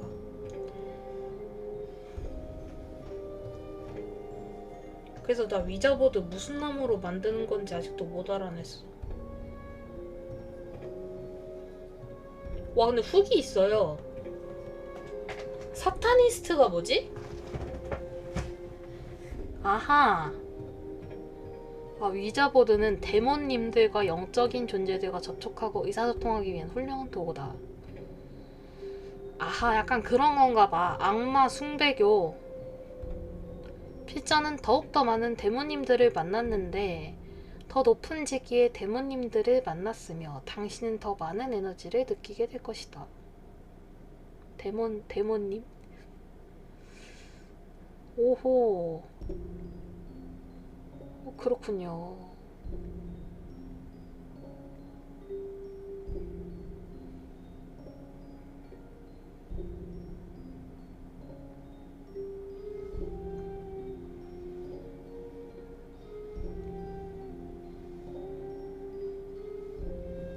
그런 것도 있어요. 위자보드를 한 뒤에 이상합니다. 처음에는 연필이 굴러가서 다시 꽂아놨는데 방에서 나오니까 다시 나와 있었다. 자고 있는데 침대가 흔들렸고 나가려 하는데 문이 닫히고 일어나면 다른 데에 누워있다.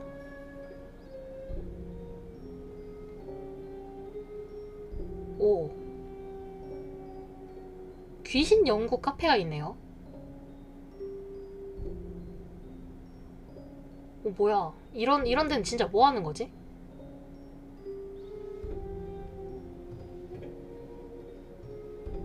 뭔가 가입해보고 싶어. 아니, 뭐 하는 데입니까? 정기 모임이 있대요. 개복숭아 나뭇가지로 귀신 때릴 수 있나요? 아니, 약간 물리치료인가? 귀신 물리치료? 가입하면 귀신 모임인가? 아우, 근데 사람 은근 많아요. 2만 명 정도 있는 것 같아.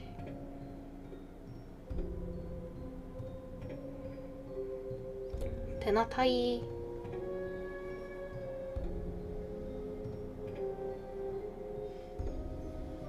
아, 근데 신기하다. 근데 그니까 귀신 이야기 카페는 저도 봤거든요? 그러니까 괴담 카페는 봤는데 귀신 연구하는 카페는 처음 봤네. 오호.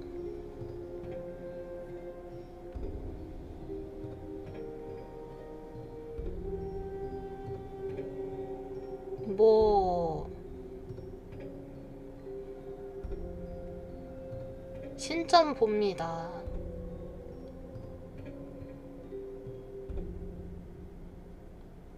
돌아가신 할아버지를 만나려 합니다. 안전한가요? 강령술. 또 이런 것도 있네.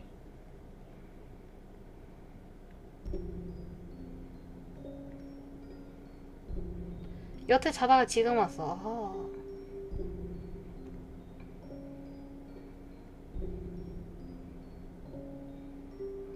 귀신 연구가 진짜 뭐 하는 데일까? 그냥 말 그대로인가? 아, 내가 아까 그랬었죠. 쿠팡에 귀신 치면 뭐 나올까 이러고. 아, 귀신 만나는 방법? 그럴 수도 있겠네요. 수제 부저.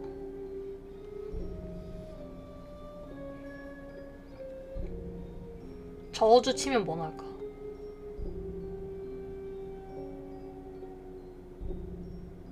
왜 인형이 나오지? 저주 인형으로 쓰라는 거야? 저주 인형.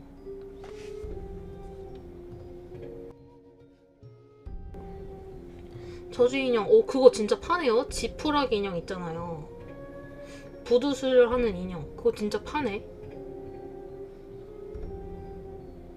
아 이거 좀 꺼림칙하지 않나 근데 이런 거?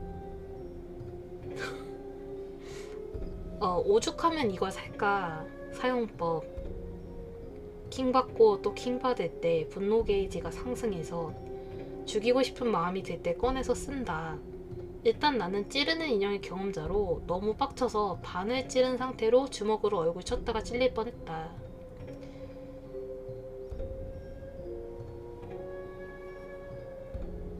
저희 부모님도 여기에 종이에 이름을 잘 쓰라고 제 저주를 응원해 주시네요. 부모님이 저주를 잘 모르시는 게 아닐지. 근데 많이 팔리는구나 이런 거. 아유 추천 감사합니다. 종류가 있네요. 뭐 저주 인형 브라운, 저주 인형 블랙, 바늘 인형 레드, 직장 상사, 바늘 인형 블랙, 전 연인. 전 연인? 근데 그런 걸 저주하기에는 내 인생이 너무 아깝다. 뭐 되게 많네 이런 거.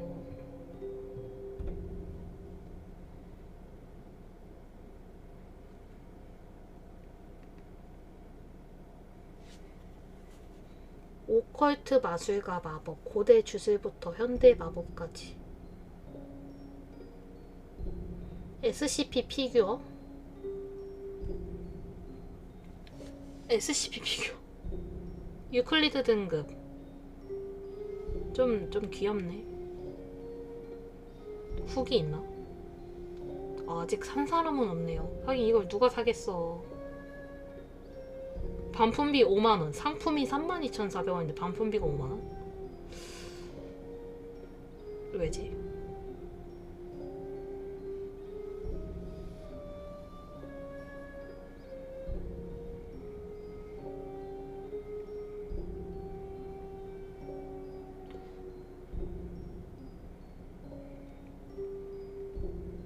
정말 미스테리하군요.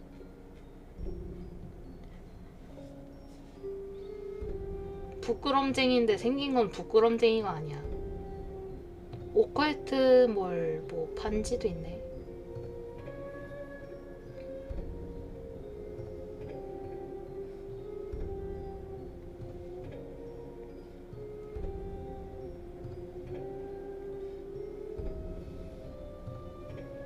귀신 가면, 옷, 인형, 분장, 귀신의 집, 가발, 피규어 뭐 많다.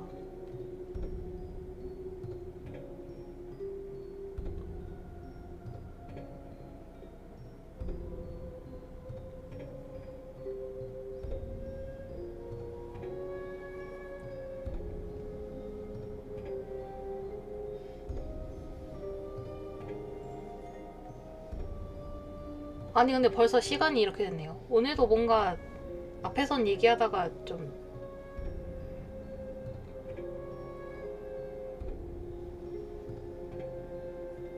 다른 얘기로 넘어가 버렸네.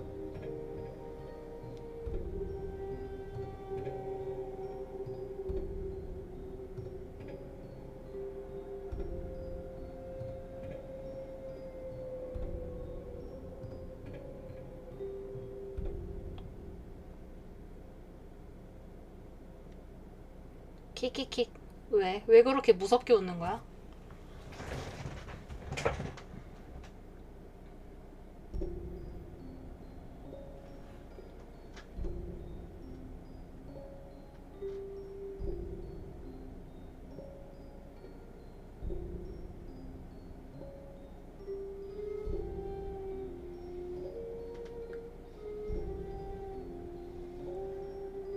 거기 있는 글들도 약간의 유머와 공포 이야기처럼 읽어주면 좋긴 좋죠. 근데 좋을 것 같긴 해요. 나 좋아서. 아, 아까운 시간 다 날렸네. 자는 게 아니었는데 왜 그랬어? 왜 그랬어? 왜 그랬어?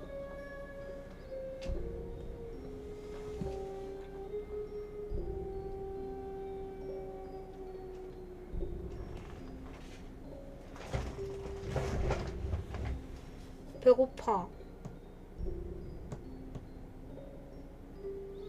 내일은 진심 맛있는 거 먹는다.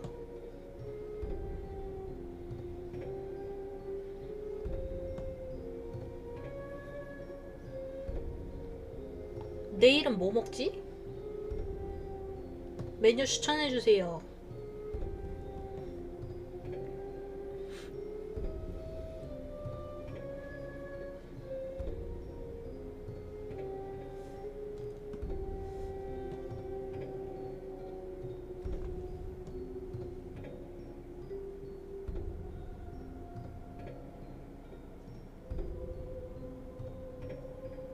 카레?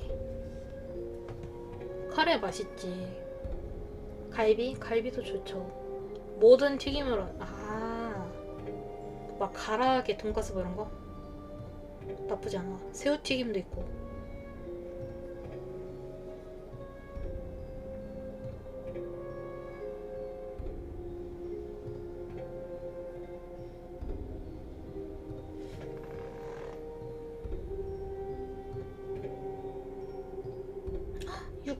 육회 또 봐버렸어요. 육회 나 중독됐나봐. 근데 육회는 인터넷으로 시키는 게 더 싸요. 300g에 9,000 얼마? 9,000원? 이 정도 하니까.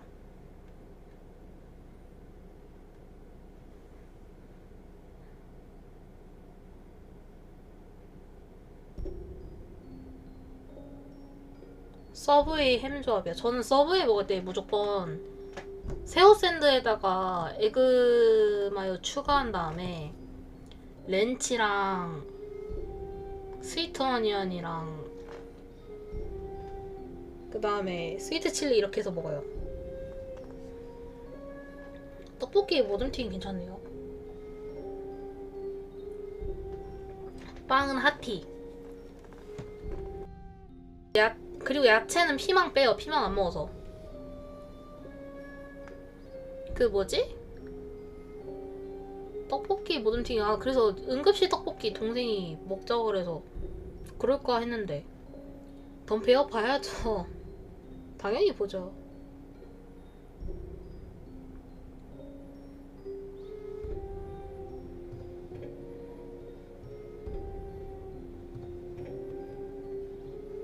어서오세요.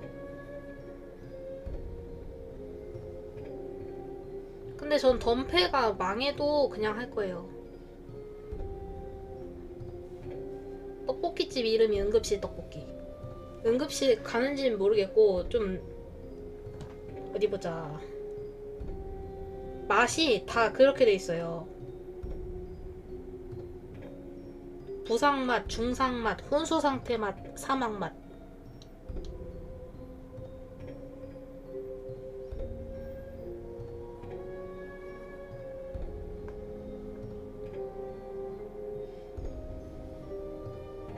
와 근데 맛있겠다.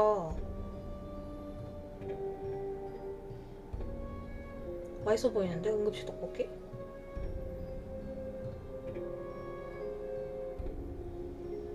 근데 부상 맛은 그렇게 맵진 않대요. 동생 피셜.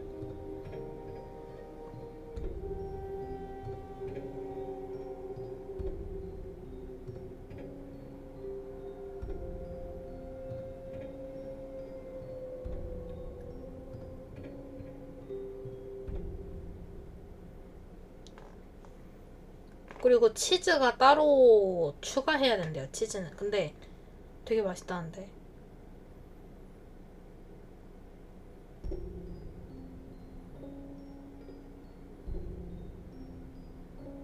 그리고 가격도 그렇게 막 엄청 비싸다 이 정도는 아니네. 다른 뭐 엽떡에 비해서 비슷하긴 한데.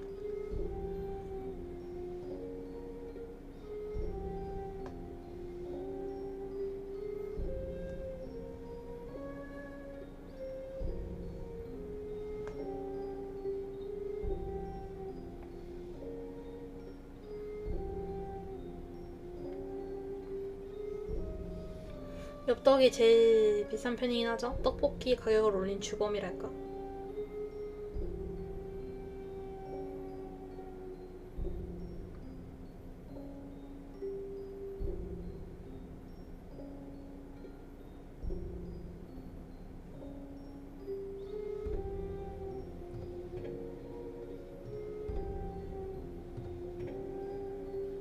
근데 난 엽떡 너무 매워서 못 먹겠어.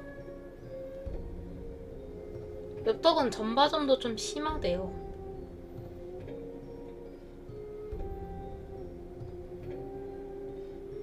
근데 동생 피셜 뭐지?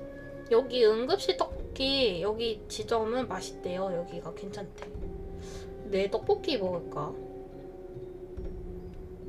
고민 중이에요. 아, 학교 앞에 근데 요새 분식집이 없어요. 여기 근처는 학교 앞 분식집이 없어. 신기한 게 이 근처에 학교만 4개인데 그래요.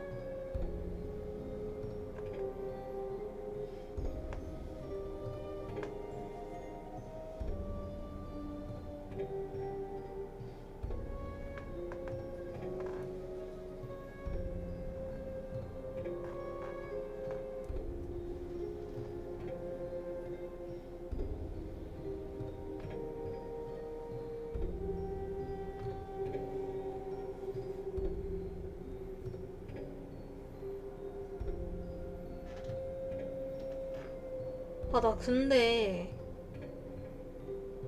귀에 이거 피어싱 빼야 되나 진짜? 맨날 피가 장난이 아니네. 아무튼 내일 그럼 떡볶이 먹어야지. 저는 초등학교 때 학교 앞에 분식집 있었는데 없어졌어요. 어른 되니까 좀 몇 년 있다가 없어졌던데 지금?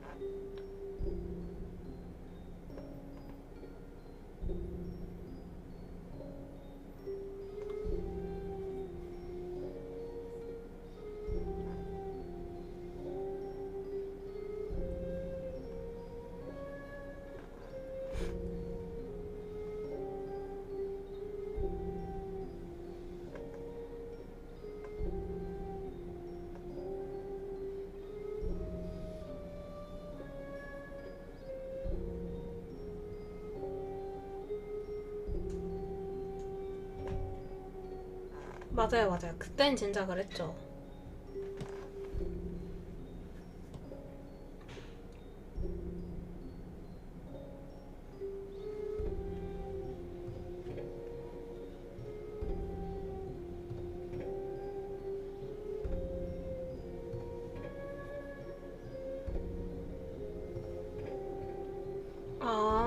그러셨구나.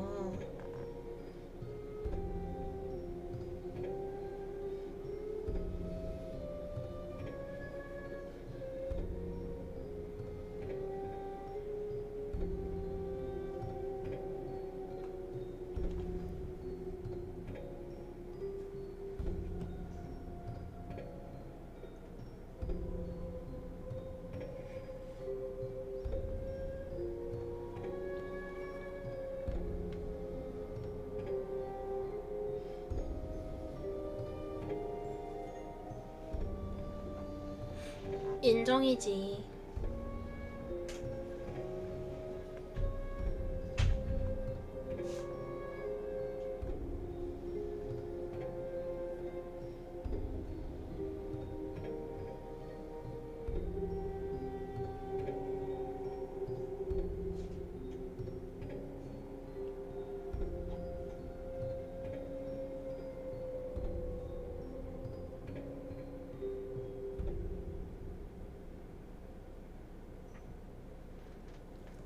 아, 진짜 먹고 싶은 거 엄청 많네요. 근데 지금 배민이 주문 내역 보고 있는데 곱창, 치킨, 초밥, 피자, 파스타, 돈가스, 닭강정, 떡볶이, 육회, 쌀국수, 과일, 막창, 닭발, 중국집, 육회, 와플, 삼겹살, 샐러드.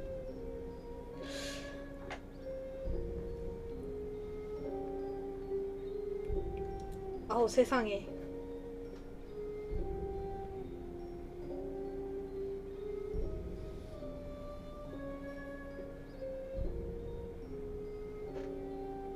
종류별로 다양하게 먹네. 이게 불과 2개월밖에 안 됐다고요.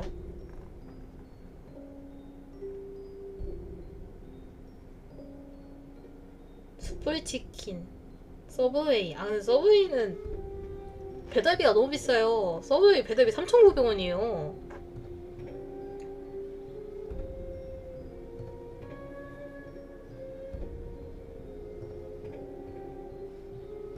인도 음식도 먹었다.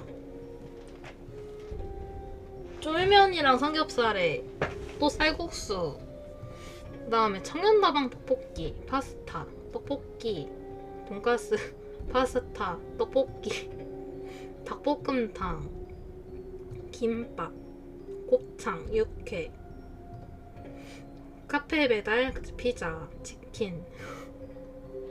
그러니까 7,000원짜리 배달비는 안 가는 것 같아요. 안 시켜요, 그냥. 그 거리가 좀 먼 데도 있더라고요. 치킨, 와플, 곱창. 근데 제가 다 별점을 5점 줬거든요. 근데 한번 내가 가게 주인이랑 싸운 적이 있어요. 거기서 누락이 됐는데 그냥 다음번에 더 다음번에 그냥 말하면 그냥 뭐 더 챙겨준다고 그런 식으로 말해가지고 다시 보내달라 했더니 싫대. 그러고 나서 내가 이제 리뷰를 좀 거기서 저를 좀 비웃었어요. 뭐라 했냐면 그때 닭다리가 안 왔거든요. 근데 나보고 닭다리 뭐 그럼 제가 그냥 닭다리 하나 갖다 드릴 순 없잖아요. 뭐 이러는 거야. 그래서 어이가 없어가지고 리뷰를 좀 안 좋게 썼어. 그랬더니 나보고 뭐라 했냐면은 내가 욕을 했대요. 욕을 한 적이 없는데. 그래서 내가 어떻게 했냐면 그 통화 내용을 제가 다 녹음을 했어요. 뭔가 쎄해가지고. 그래서 본사에다 찔렀어. 이런 일이 있었는데 거기서 나를 욕한 진상으로 봤다. 이거는 여기 프랜차이즈라서 이렇게 뭐 시킨 건데 어떻게 그럴 수가 있냐 이랬더니 거기서 뭐라 했냐면 뭔가 오해가 있었던 것 같다. 그날 닭다리가 빠진 메뉴가 좀 많았는데 그중에 어떤 여자 손님이 욕을 했대요. 난 줄 알고 리뷰에다 그렇게 답글을 쓴 거야, 사장이. 그래서 나한테 직접 사과하고 끝났죠.